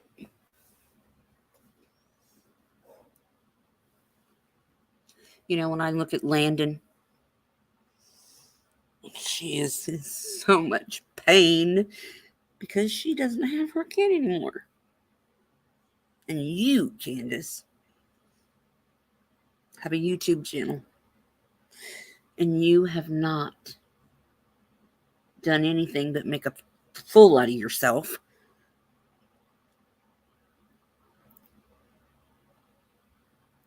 You knew what Dawn was doing.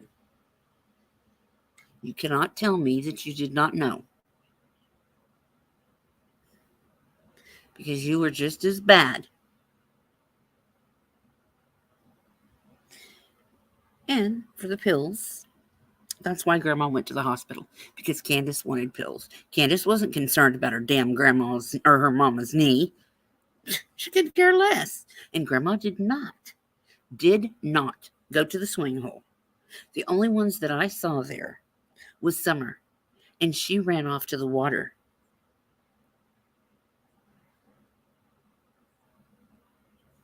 But Candace and H did not.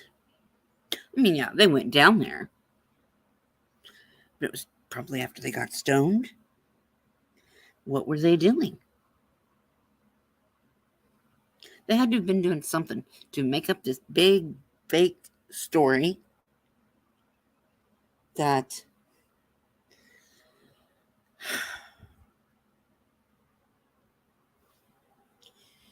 big fat stories. Lie, deceit, lie. Liar, liar, pants on fire.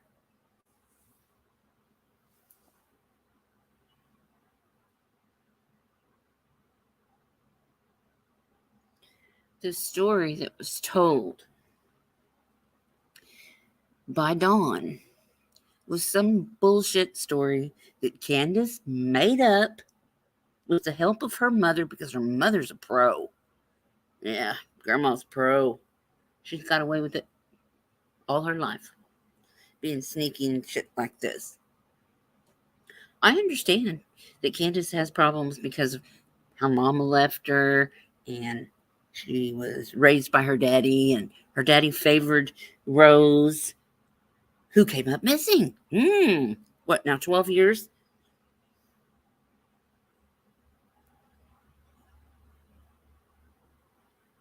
And you're telling me, really?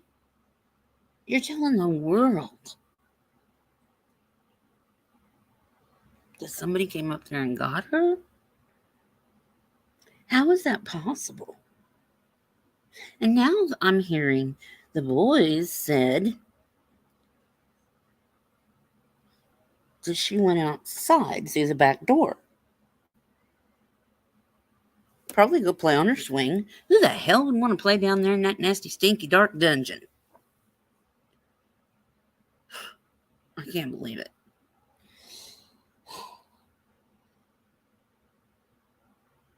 Like I said, I'm going to be blunt. I'm going to say things that are going to really hurt people and make people mad, and I don't really care. I really don't. I mean, it's my channel, and I want to get something out. I need to get this said. Candace, just because you had a hard life, and I know you did, I know what you've been through,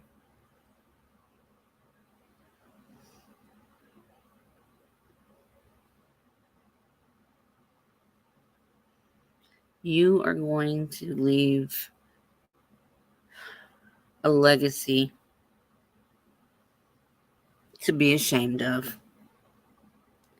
And I want people to think the things that you do to other people leaves a mark on them. You know, bruises heal, bones heal, words stick with you. Words hurt.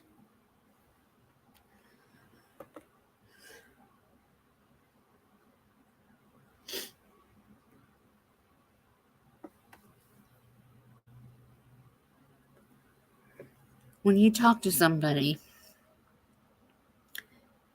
somebody might take something one way, and another person would take the exact same thing in a completely different way. Other people are hurt more than others, and in different ways, because of what they've been through. You don't know what people have been through.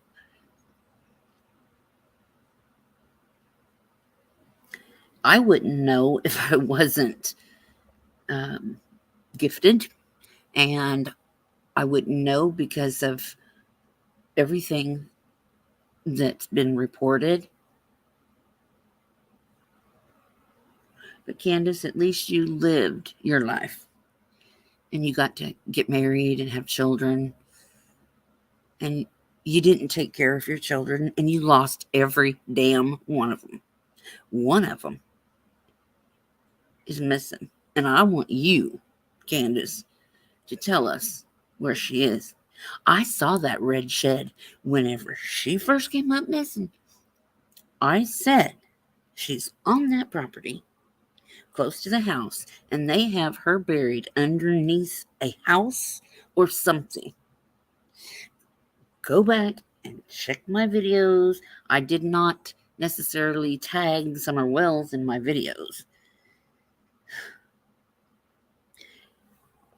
And some of them, the volume is really low. But I can tell you, the reason why Grandma went to the doctor was to get Candace pills. They're not for Grandma, for Candace. This is nothing new. This happens all the time.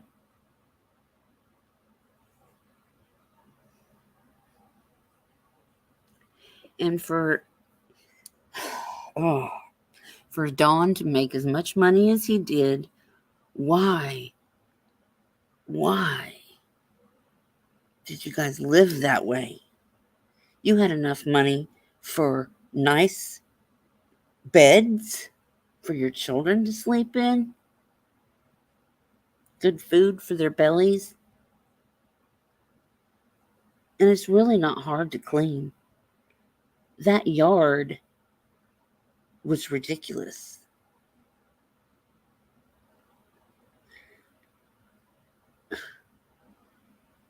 I was just appalled at the things that I saw. And I thank Chris McDonough for having the courage to go into that house. And I know, Chris, it took every ounce of strength for you not to break down and cry when you went in that basement. And I know that you were wanting to put handcuffs on her right then, and you know that you couldn't, but you wanted to, and you was wishing that you could.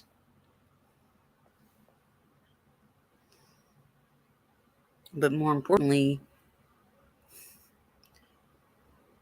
you were there for Summer, and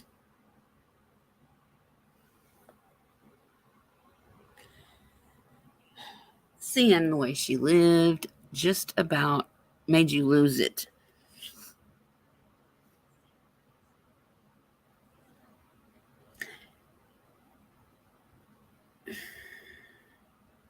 There's so much wrong with this case.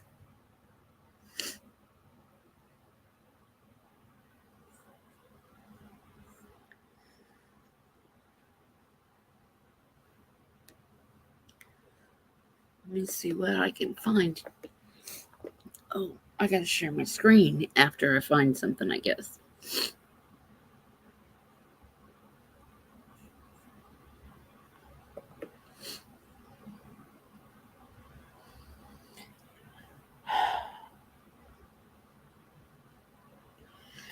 Okay. Hang on.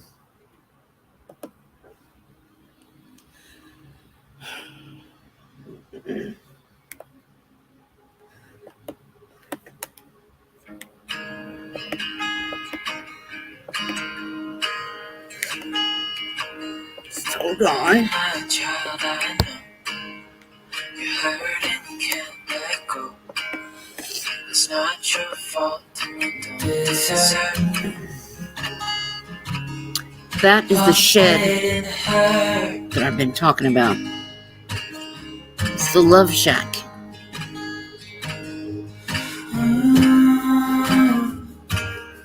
I know you tried so hard. I know you've done your part. It's not fair. You did your time. How much longer will you suffer in this life? But don't give up. Just Just hold on tight. It'll be alright.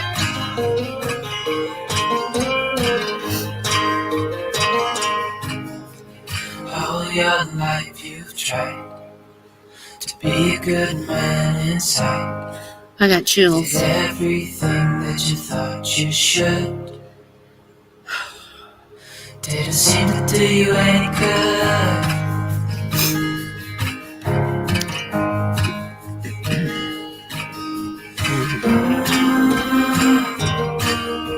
I know you tried so hard. I know you've done your part. It's not fair. You did your time. How much longer will you suffer in this life? But don't give up. Just hold on tight. It'll be alright.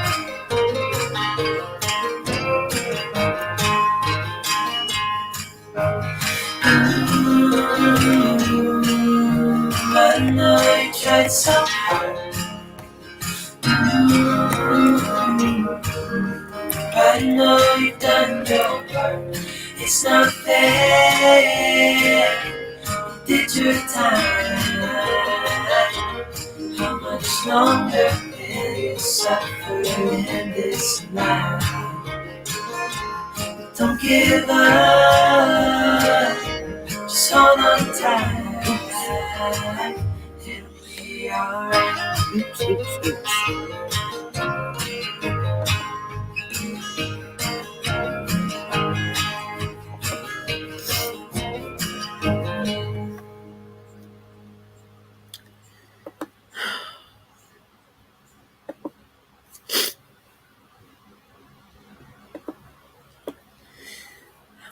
Let's see. The interview room. Oh. Okay, there he is. Now look. Well, if that's showing, yep, I guess it is. Now, go watch him tonight at 6 o'clock. Well, I don't know. It may be a different time for you guys. Like 4 West Coast and 7 East Coast. He'll be on in about 39 minutes and 40 seconds, 39. Please go over there, subscribe to him, show him some love. This is my favorite man.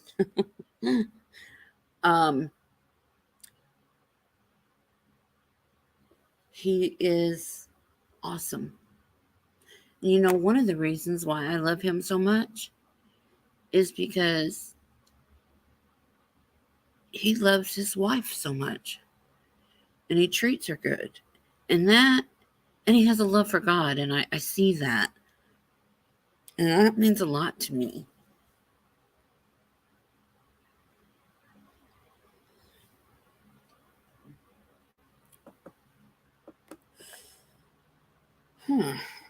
Let's do that.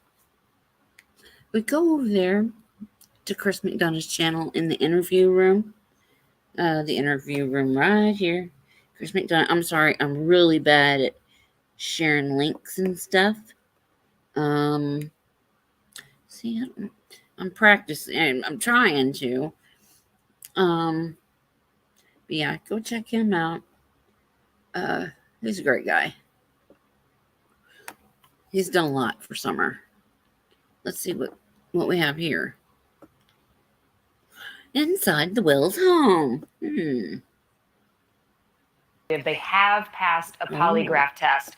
At this point, the sheriff is saying anything's on the table. All people are persons of interest. But has the public jumped to conclusions too soon on these parents without the evidence to back this up? No. Yeah, I think everybody is innocent till proven guilty for sure. And at this point, there are just, as your reporters, pointed out, Brian, that there's just too many moving parts here. There are a couple of theories that still, need to be nailed down. And obviously the authorities don't have those pieces yet. Let's go back to the property, Chris. You spent some time there on the family's property. You went inside the house. You went into Summer's room, and you say that it encapsulated her. So I want to show some of this video for folks at home, and I want us to walk through exactly what you saw inside this home. So this is Candace showing me essentially where the boys were sitting. They were sitting right there at that table, looking at that TV, playing video games. Summer went down into the basement. She's pointing to this, table here that has basically a crawl space into it, and down into that crawl space goes down into the parents' and Summer's room. So I asked her if she'd take me down there. She did, and so we crawl through there. So now, can I stop you real quick, Chris? Because so this is the only way to get to Summers and the parents' room is through this crawl space. Right. This is the way she said Summer went into that basement. Why did they have it set up like that? That is a great question. I don't have that answer. Okay, continue. So we get down there, and of course, this is Summer's room here that you're seeing. All of the items in the back corner belong to Summer. There's a mattress on the floor, the 2 bunk beds. The windows are secured with reflective type of materials, and so you can tell this is, it's pretty striking pretty quickly for a 5-year-old to be in this environment. Chris, the other 3 boys, Summer's brothers, were removed from the home, taken into protective custody. Are they key to understanding anything in this case and her disappearance? Is there a chance that they are able to shine some light on what may have happened? From my opinion as retired investigator, they would be, yes. Mm-hmm. And in terms of the parents and their past, that has also been something that is much talked about. Candace filed for an order of protection against her husband, Don, saying that she was afraid of being hurt. She was afraid for those kids. That was likely part of why they were removed from the home. How do investigators take that information and also anything the kids might know and try to piece this puzzle together? Yeah, Marty, that's a great question. So, with a 5-year-old child, obviously time is of the essence. So the first officer on the scene quickly wants to assess, who had last contact, what were those conditions in relationship to that contact, how much time has elapsed before the last person saw the child. And so immediately you want to start talking to the parents and you want to try to separate them. And as you go along, trying to get the information initially about the child, then the parent's background becomes significant in relationship to an investigative process as more resources are arriving on the scene. Chris, police say that there was no evidence of foul play, yet they issued an Amber Alert. How can they be so sure? Well, that's a great question. The investigative process is still, ongoing. It could be an accident. It could be, something, an intentional act of some sort. I think the investigators, and we heard Sheriff Lawson even say today, that everything is still on the table. You have been in contact with the parents, Don and Candace. Are you still in touch with them now? Not currently, no. What's the deal with this red truck? It is potentially a piece of this puzzle. Have you heard anything about the truck? Has it led to any? And we've heard all this bull crap. Let's see.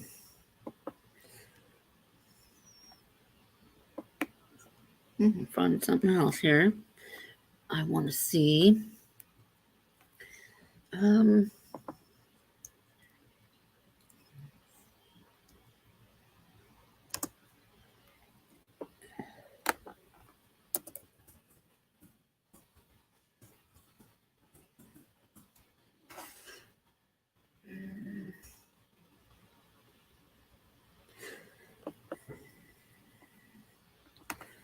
Okay, I gotta share my screen again for that, I think.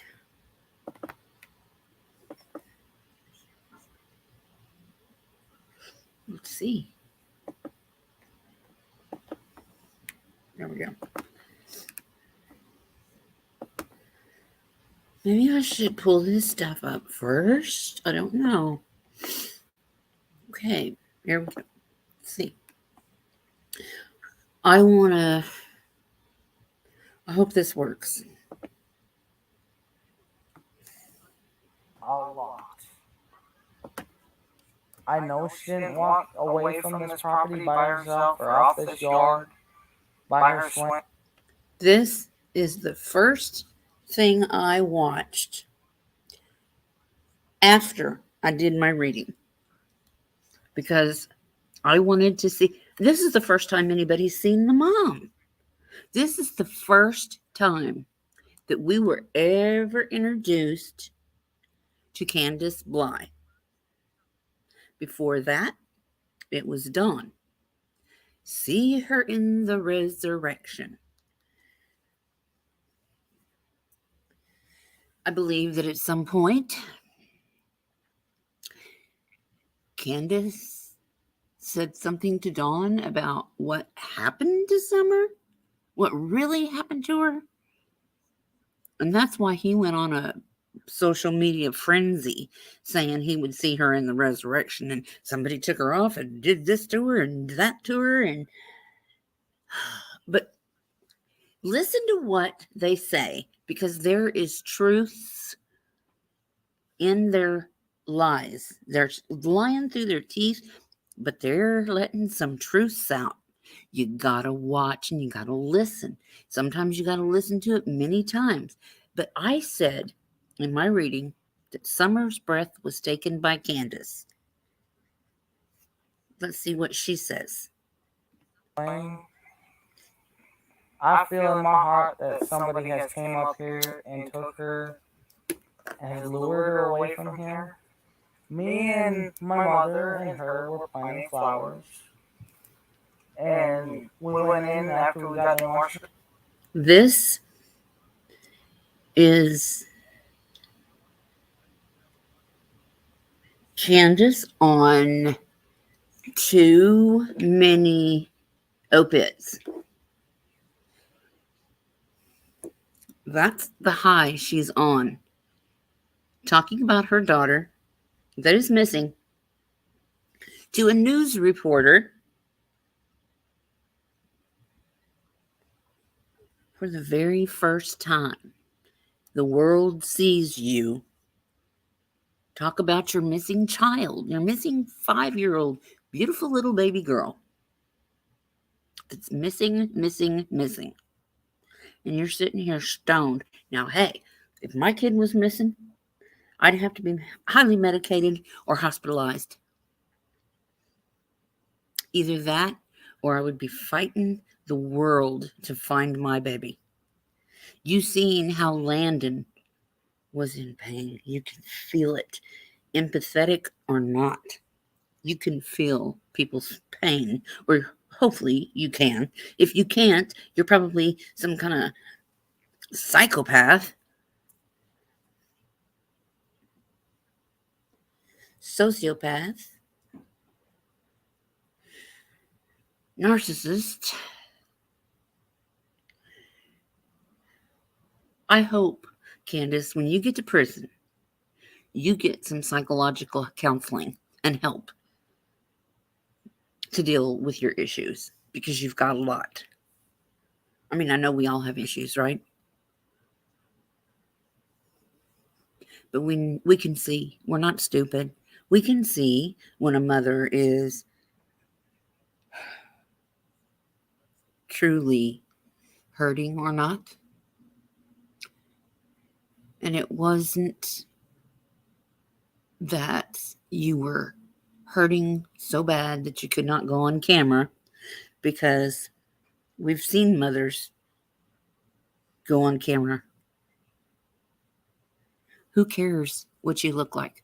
Who cares if you're crying? Who cares if you got snot running? Who cares? We want to know. We want to hear it from the mother. The mother of a child should be be everything. You brought this child into the world. You created it. You give birth to it. You should take care of it for life. A mother is something you never had, obviously, because you don't know how they're supposed to act.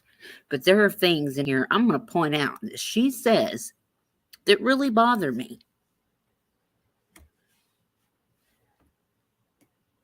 In my hands, and she got a piece of candy from Grandma, and she wanted to go back over and see her brothers. And I said, okay. And I walked her all the way over to the porch, and I watched her walk into the kitchen where the boys were watching TV. And I told the boys, I said, watch Summer. I'll be back. And within 2 minutes, I came back. And I asked the boys where their sister was, and they said, she went downstairs, Mom, to play with her toys in the playroom. I said, okay. And I yelled downstairs for her a couple times, and I didn't get no answer, which was unusual because usually she always answers me. And so I went down there to check, and she was nowhere in sight. She was just gone. I don't go on walks around here or runs because I'm scared of the bears and snakes and even the coyotes that are around here. Well, whoever has my daughter, I pray and hope that they have not harmed her and they bring her back to us safe and sound.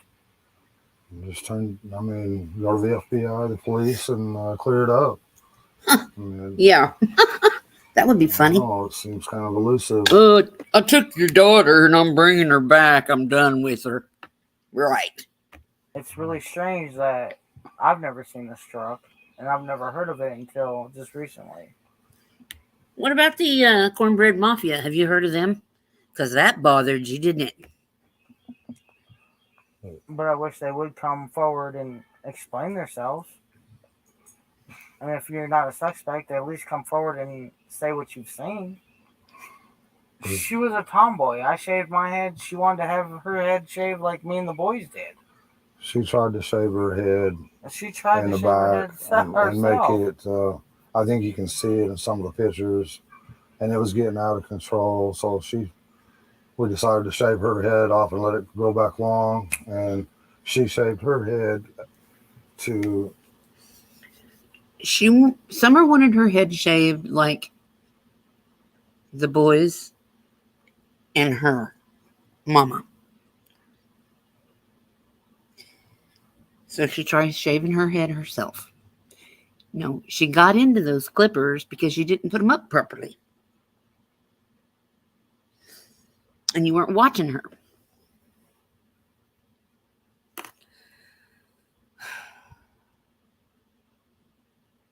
So right there is a lie. So she wouldn't feel bad, and but it didn't bother her at this point. Well, I knew right away that she was abducted. I knew that right away, and that's how did you what know I told that? them from the beginning. How did you know that, Dawn?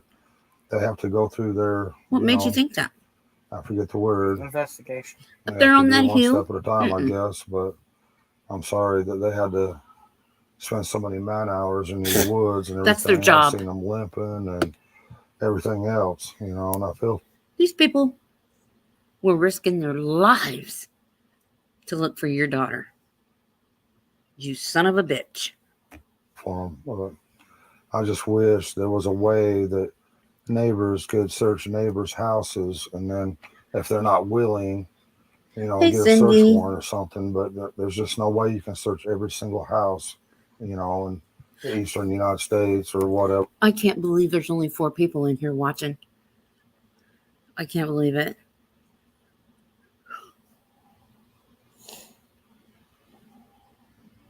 Our children are more important than this. But I wish there was a way.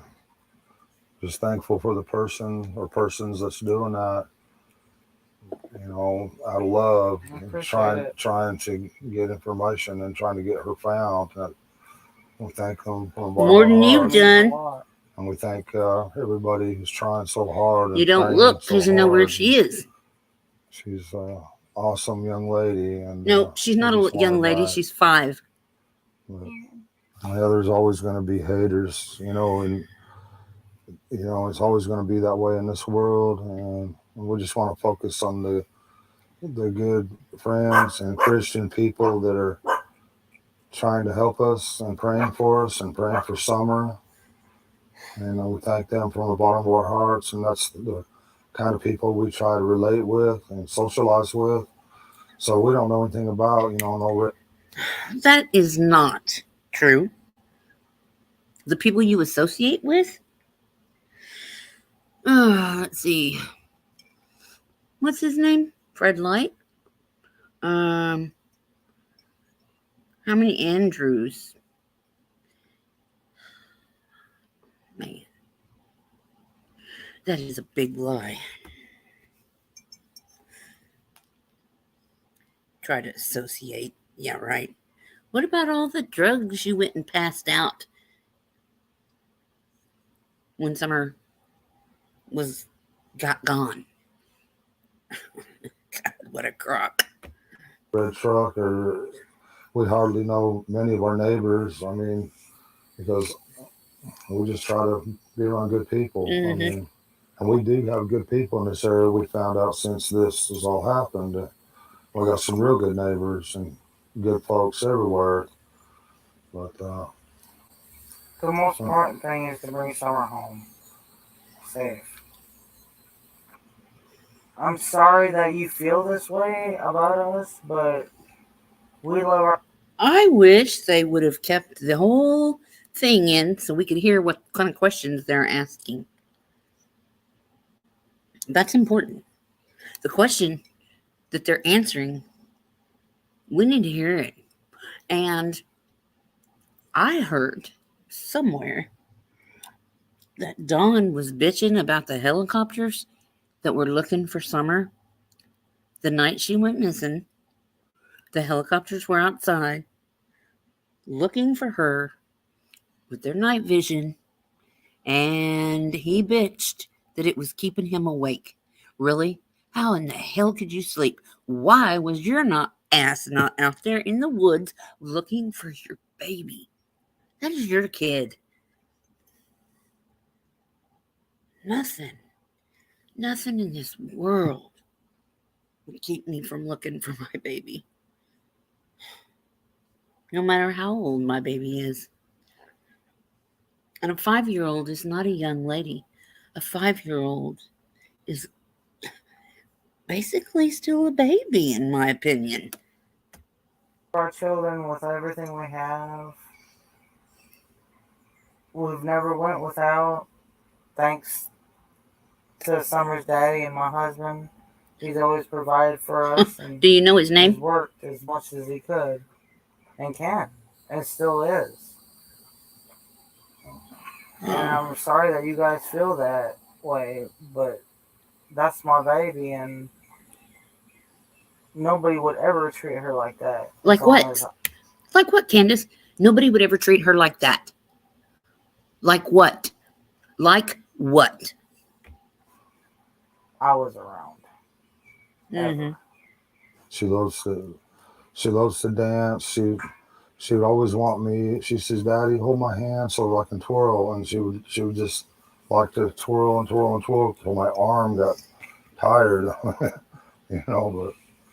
I put out there that one of Summer's favorite songs was Godzilla, and they say, and they're jumping all over me about past tense was, well, I'm sorry about that. It's just. She also liked the song by New Breed. It was called House. Have you ever heard that song? By New Breed. It's called House. Go listen to it. That is not appropriate for a 5-year-old. My House. She sung that a lot of times when I play it on the TV. Listen to the words. She loved to dance. She liked to think of herself as a princess, and and all that, like all young girls do. And she loved Frozen. She loved to be that Elsa and.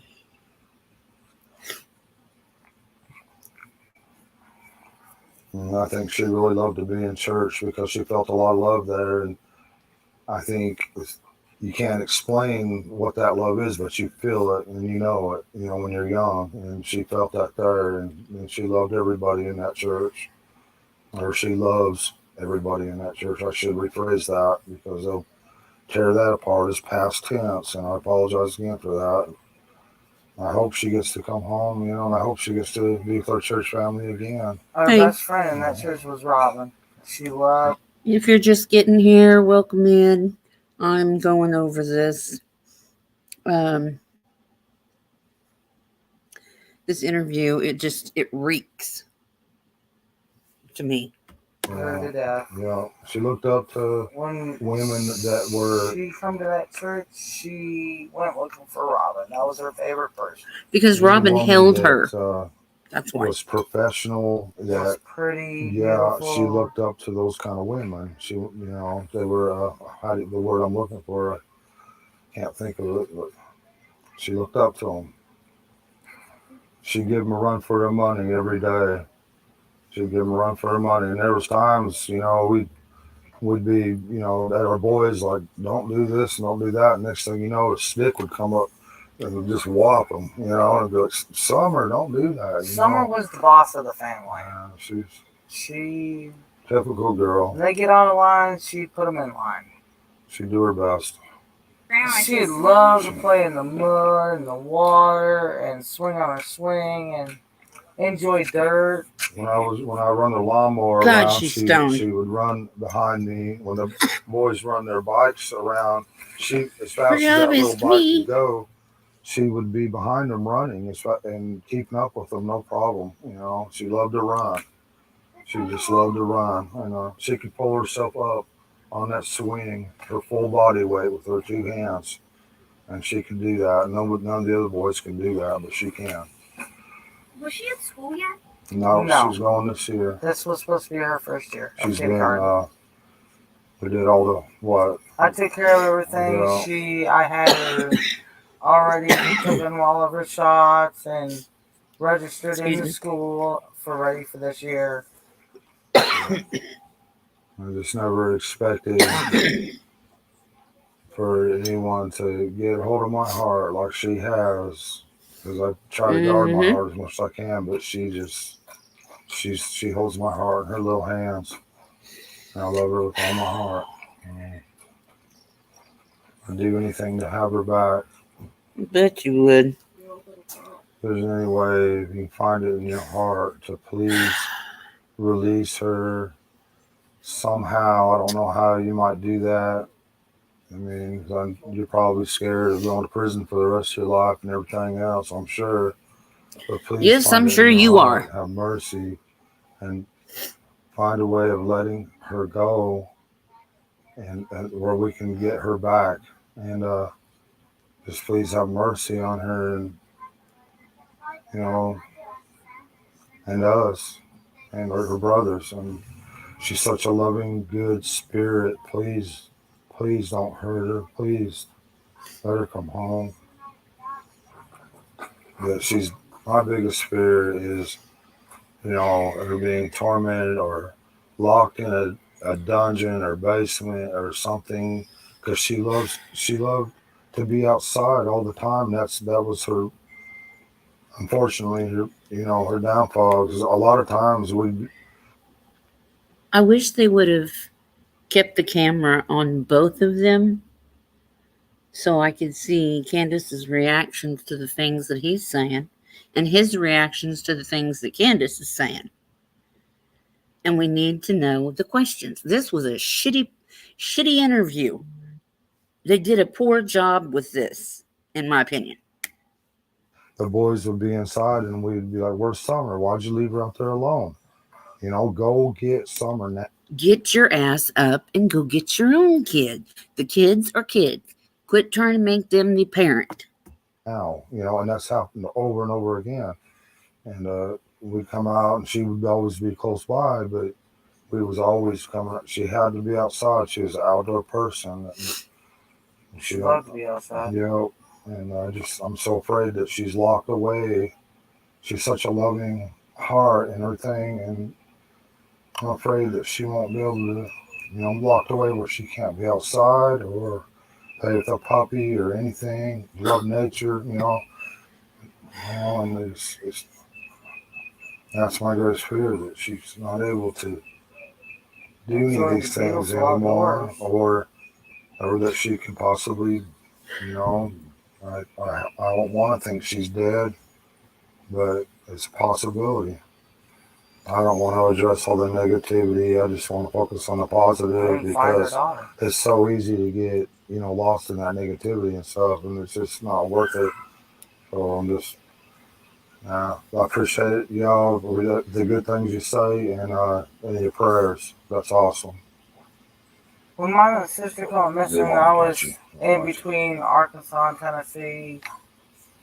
I was nowhere around. What happened or what did happen. But I hope that they find her too and bring her home safely too. Oh yeah, there's nothing. She disappeared without a trace. They haven't found anything. Haven't found a body. Nothing. And when you see cases like that, that's why I lose hope on Summer. I want to keep hope, but sometimes I lose hope, and I think, well,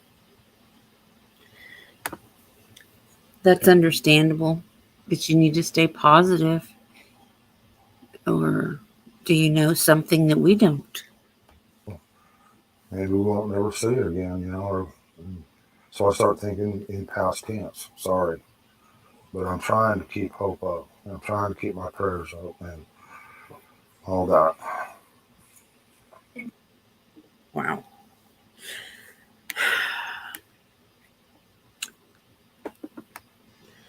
Let's see. I'm going to go to my own channel. Let's see if I can do that from here. Maybe I have to do it this way. Oh, crap. Let me see. I'm trying, guys. Oh, jeez. All right. Add. Thank you.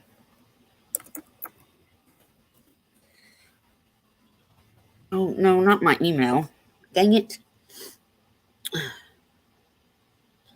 Huh. Okay.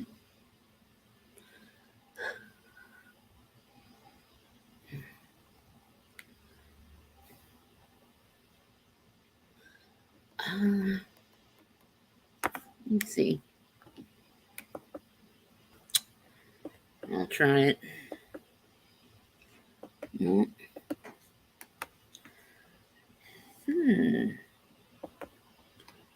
Okay.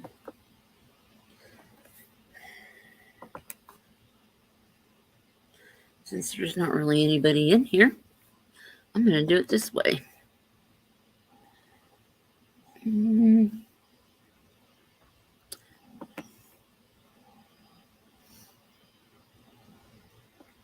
Let's see. I'm figuring this out. No, not that.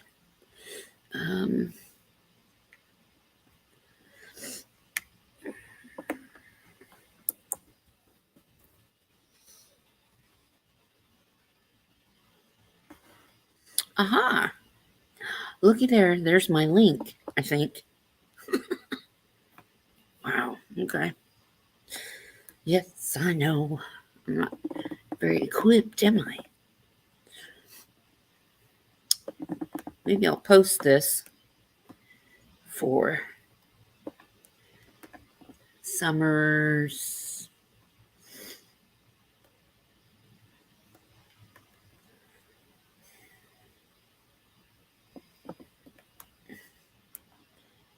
One year almost. Can you believe this?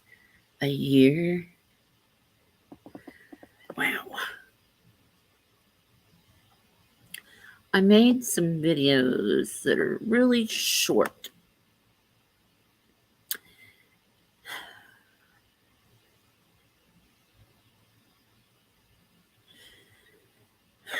What's this one?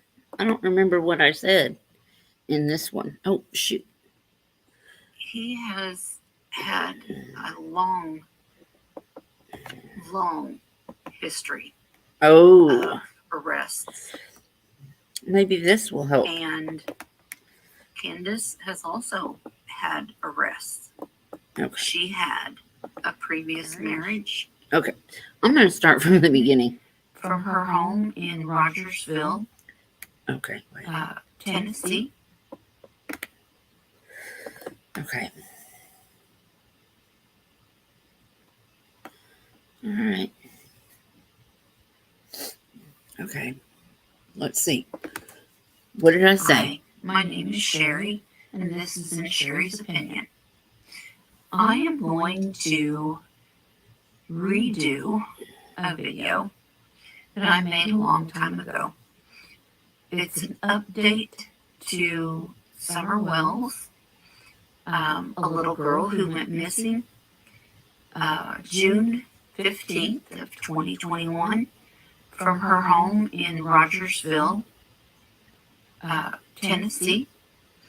And I wanted to tell you what I explained in my first video with the updates that we now have, since it's been almost 5 months since this little girl had went missing. Now, when I first got my visions of this little girl, what the heck? Have a good night. Thank you for coming. Face down by a lake, a creek, a pond, some kind of Water. small body of water. She was face down in a blue bikini style swimsuit with pink, yellow and white flowers like daisies on the swimsuit. She was laying there as if she had been pulled from the water by her legs and just left there. And then I get where her breath was taken from her, either by chloroform or a drug that she had accidentally gotten into, possibly, because I did not feel that she had been punched or a pillow placed over her head or anything like that, but I did say that I felt that it was her mother, allegedly, just my opinion. I'm not trying to blame anyone, but I'm telling you what I see, what I feel. And I feel like it was a planned event. Her mother was, in my opinion, angry with her, jealous of her, because Summer was getting more attention from her father than the mother was getting from her husband. We know from listening to videos now that the father, Don Wells, said no one ever loved him like she did. And he had never loved anybody like her. And this, I feel, enrages the mother. Now, we all know from videos since Summer came up missing that Don has had a past with several people from when he was young. He admits that he grew up in the system, the prison system, that is, and he has had a long history of arrests. And Candace has also had arrests. She had a previous marriage and 2 children previous to Summer and her 3 brothers that she had with Dawn. Dawn also had a previous wife and 2 children. Dawn tried to sell his 2 older children for drugs. They, both Candace and Dawn, have admitted to having drug problems and alcohol problems. Candace's 2 other children that she had by a previous marriage, she lost to DHS custody or CPS, whatever you call it in your town. Those children were taken because the son, at 2 years old, was beaten with a baseball bat. She also had a daughter that was, I believe, 6 months old at the time, and her name was also Candace. We also have Grandma, who is also Candace. So we have Grandis Candace, Mama Candace, and daughter Candace. Now, Dawn and Candace had the 3 boys. Then they had Summer. And the visions that I got were from the pond, lake, creek, whatever it was, where we found out, or I found out later, that Summer had been swimming. I did not watch a lot. I didn't watch anything with Summer on it for a long, long time, because I was really wanting to go off of what my abilities show, not what YouTubers are showing or the news is showing. So, I said from the very beginning, she was under a house or something, but she is in a hole in the ground. And there's a bunch of stuff on top of her, on top of this hole. And I said she's either under a house or something with a bunch of boards on top and a bunch of junk on top, or she's in a well or a septic or something. She's on that property. And now that we're finding out about Dawn's past, Candace's past and present, we know, or I know, which shed I believe she was in. I also said that she had not been moved yet.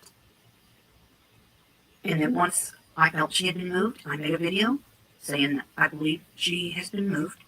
And I believe that it was Grandis, allegedly, in my opinion only, that Grandis moved her when Grandis took off to go to wherever it was she went to. Illinois, Wisconsin, girl. And I'm not going to stop myself there. I didn't know where I stopped at. Shoot. Sherry? Okay. When they got home, Summer was asleep. Candace left her in the car to sleep, or in the truck. She didn't want to mess with her. When Candace realized, or maybe Grandis realized, that something was wrong with Summer, Summer was too drugged to get out of that truck by herself. And I think Grandma was the one that took Summer off that property in the beginning. Because I see Grandma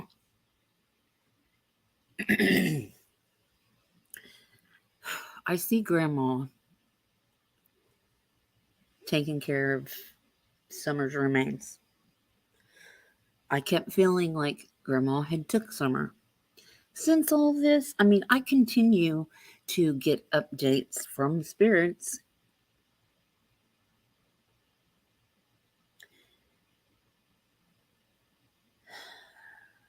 But Summer has been moved.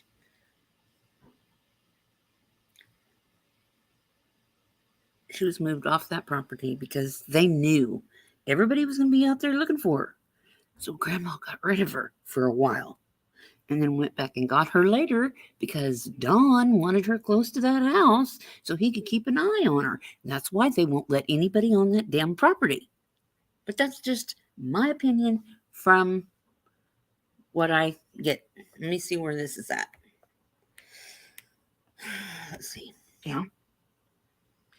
those children were taken because the son at 2 years old was beaten with a baseball bat. She also had a daughter that was, I believe, 6 months old at the time. Okay. And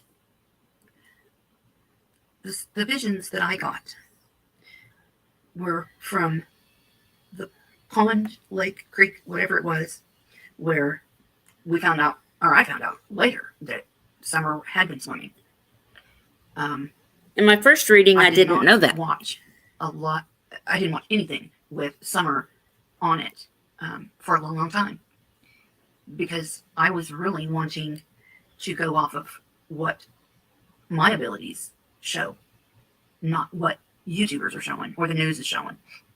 So I said from the very beginning that she was under a house or something, but she is in a hole in the ground. Okay.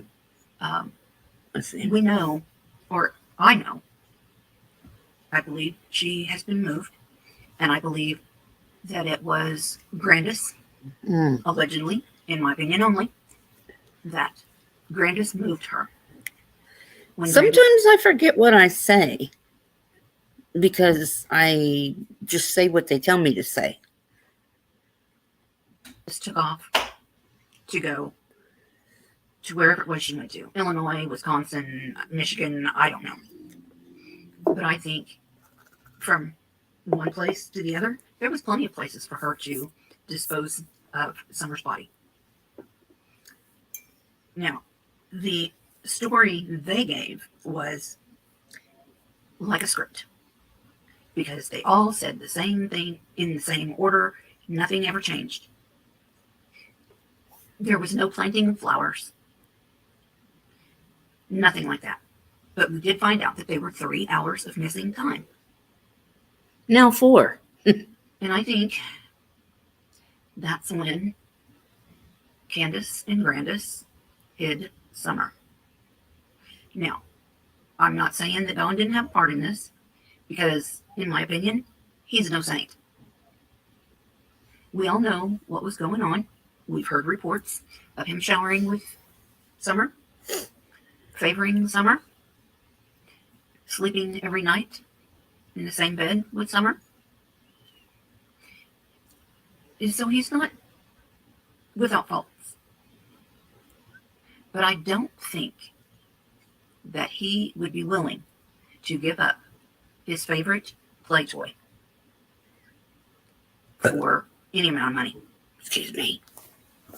Now, I do realize that Summer was about to start school. She was going to have people in and out of her life, people that are going to be mandated reporters and need to report suspicions that they have, although they were already being investigated by Child Protective Services.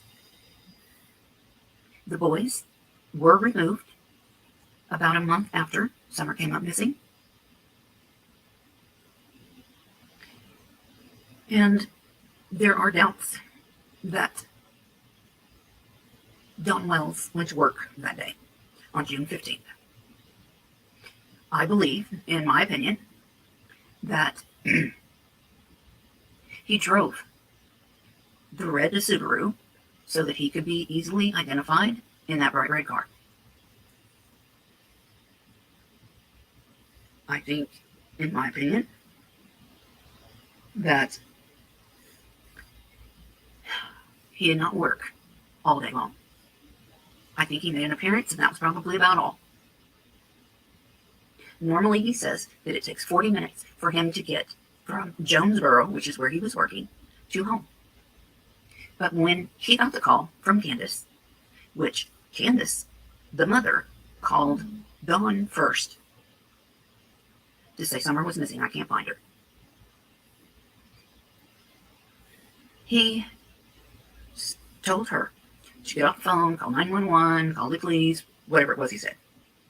Well, the thing is, he says it took him 20 minutes, 25 minutes to get home, which I can understand him speeding to get home.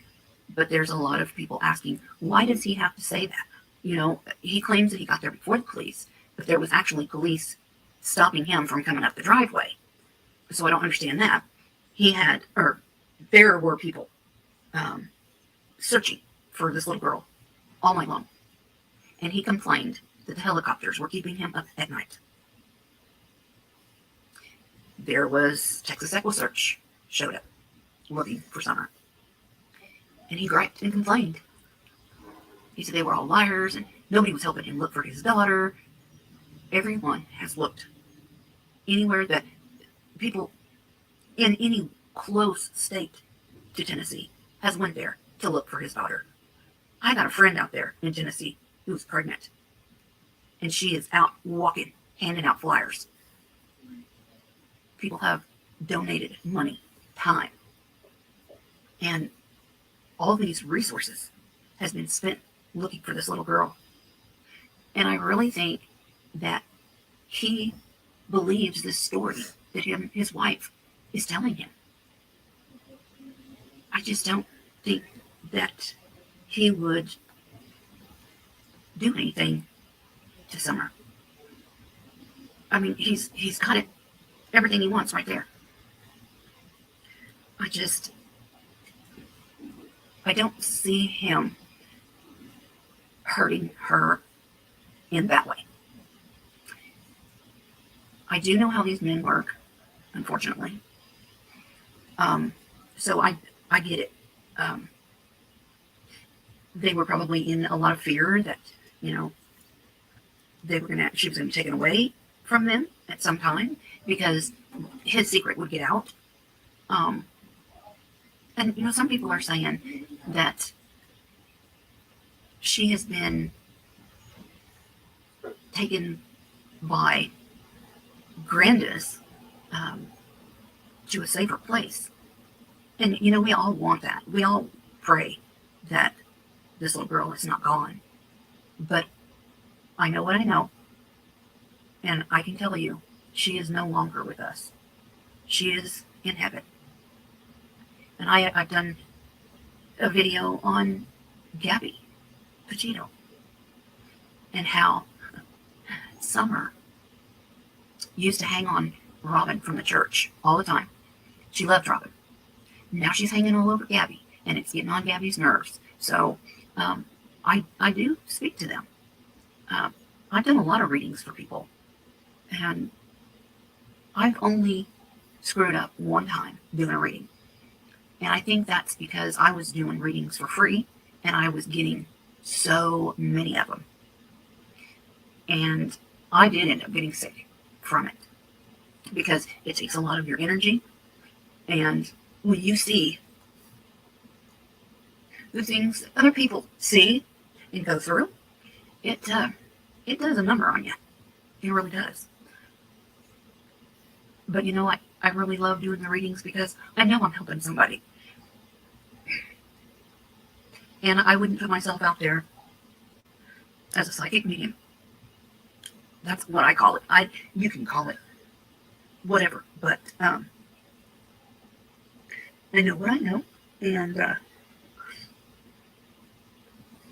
I see what I see, and I have helped a lot of people, and that is the reason why I do this. Because I got this gift from God. And it took my sister pointing it out in the Bible to me to prove it to me. And once I knew that, I was like, oh, thank God. Because I didn't want to have something that was not of God, But, I've made my readings on Summer. And I guess that's my form of speculating. I can tell you that arrests are coming. And I know I've said that for the last 5 months. But I promise arrests are coming. I said before, 2, maybe 3 are going to be arrested for Summer. And I'm sticking to my words. I'm not going to change my mind about anything that I'm saying. Because I saw it. I've seen everything. And It was planned. This was all planned because Hunter was supposed to be a pawn or an alibi. I'm not sure which. I think he was going to be a pawn. I think she was going to pawn it on and blame him for it. I really do.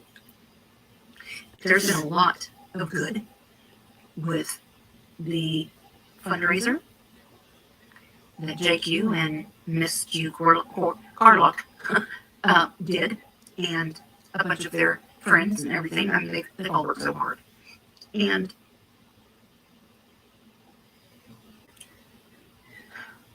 there's been so much bad fighting, gossiping. And I just want to know, during this circus that we're seeing, what good is that doing, Summer? How is that helping us to find her body? It's not.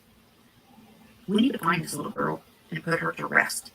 And no, I don't know where she is. And no, it doesn't work that way. Just because I can tell somebody everything that they don't want released does not mean that I know everything, because I don't. And I mean, I can say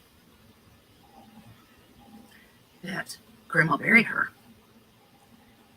or I can say Grandma threw her in a big dumpster during her travels, and she's buried in a landfill.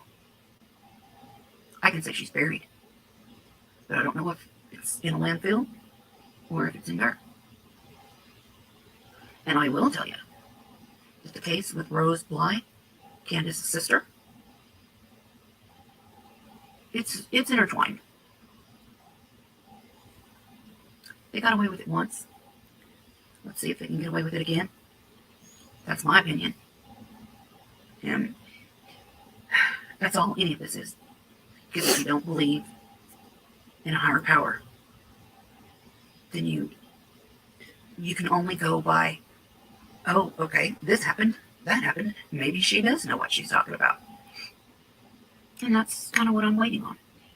And I've been saying this stuff for a long time. And I know there will be arrest. And I know that we will find Summer's body. It's just when. Okay. Well, you know, I can tell you, boy, since then, I will tell you, since then, I have said Summer will be found the 14th month, because I kept getting the number 14, 14, 14, and it's not 14 days, the 14th of the month, 14 years. No, I was clearly getting from my spirits 14 months, which would make it August of 2022 when she'll be found. I don't know if that's true. We'll see, though. And I also said that it's going to be Dawn who points out to two detectives where she is, and he did it. Or see, I see it, and it hasn't happened yet, but I see it. He's going to tell to cut a deal. He's going to throw Candace under the bus. You know, I really thought that Candace would break down once Don got arrested for what he did to his sisters. I figured she would break down and she would start talking and all that stuff. But I guess she has broke down in some sense.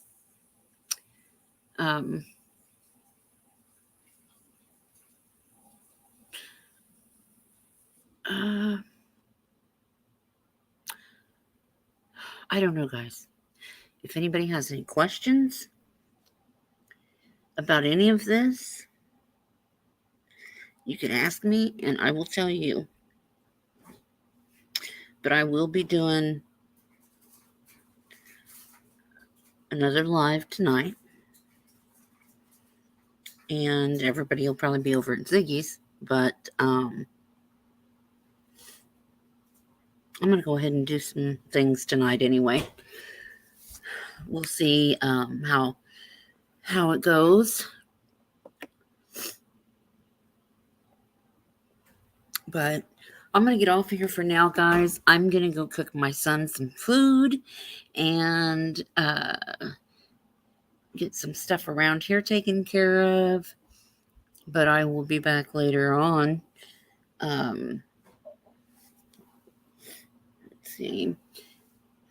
Yeah, if anybody wants to come back tonight, I will be I'll be up to doing readings or answering questions or whatever it is that you need to talk about.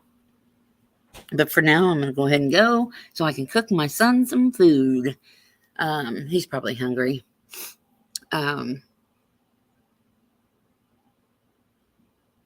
you guys, if you haven't, please press the subscribe button and click the thumbs up for me. Helps me get out on the what they call the algorithm. I'd appreciate it. And go check out some of my other videos. I have a lot of stuff in different videos about Summer, even if it's not tagged Summer. I do. You can't help it. You just can't help but mention her in any conversation that comes up. But I'll be back later. Thank you guys for watching. Bye.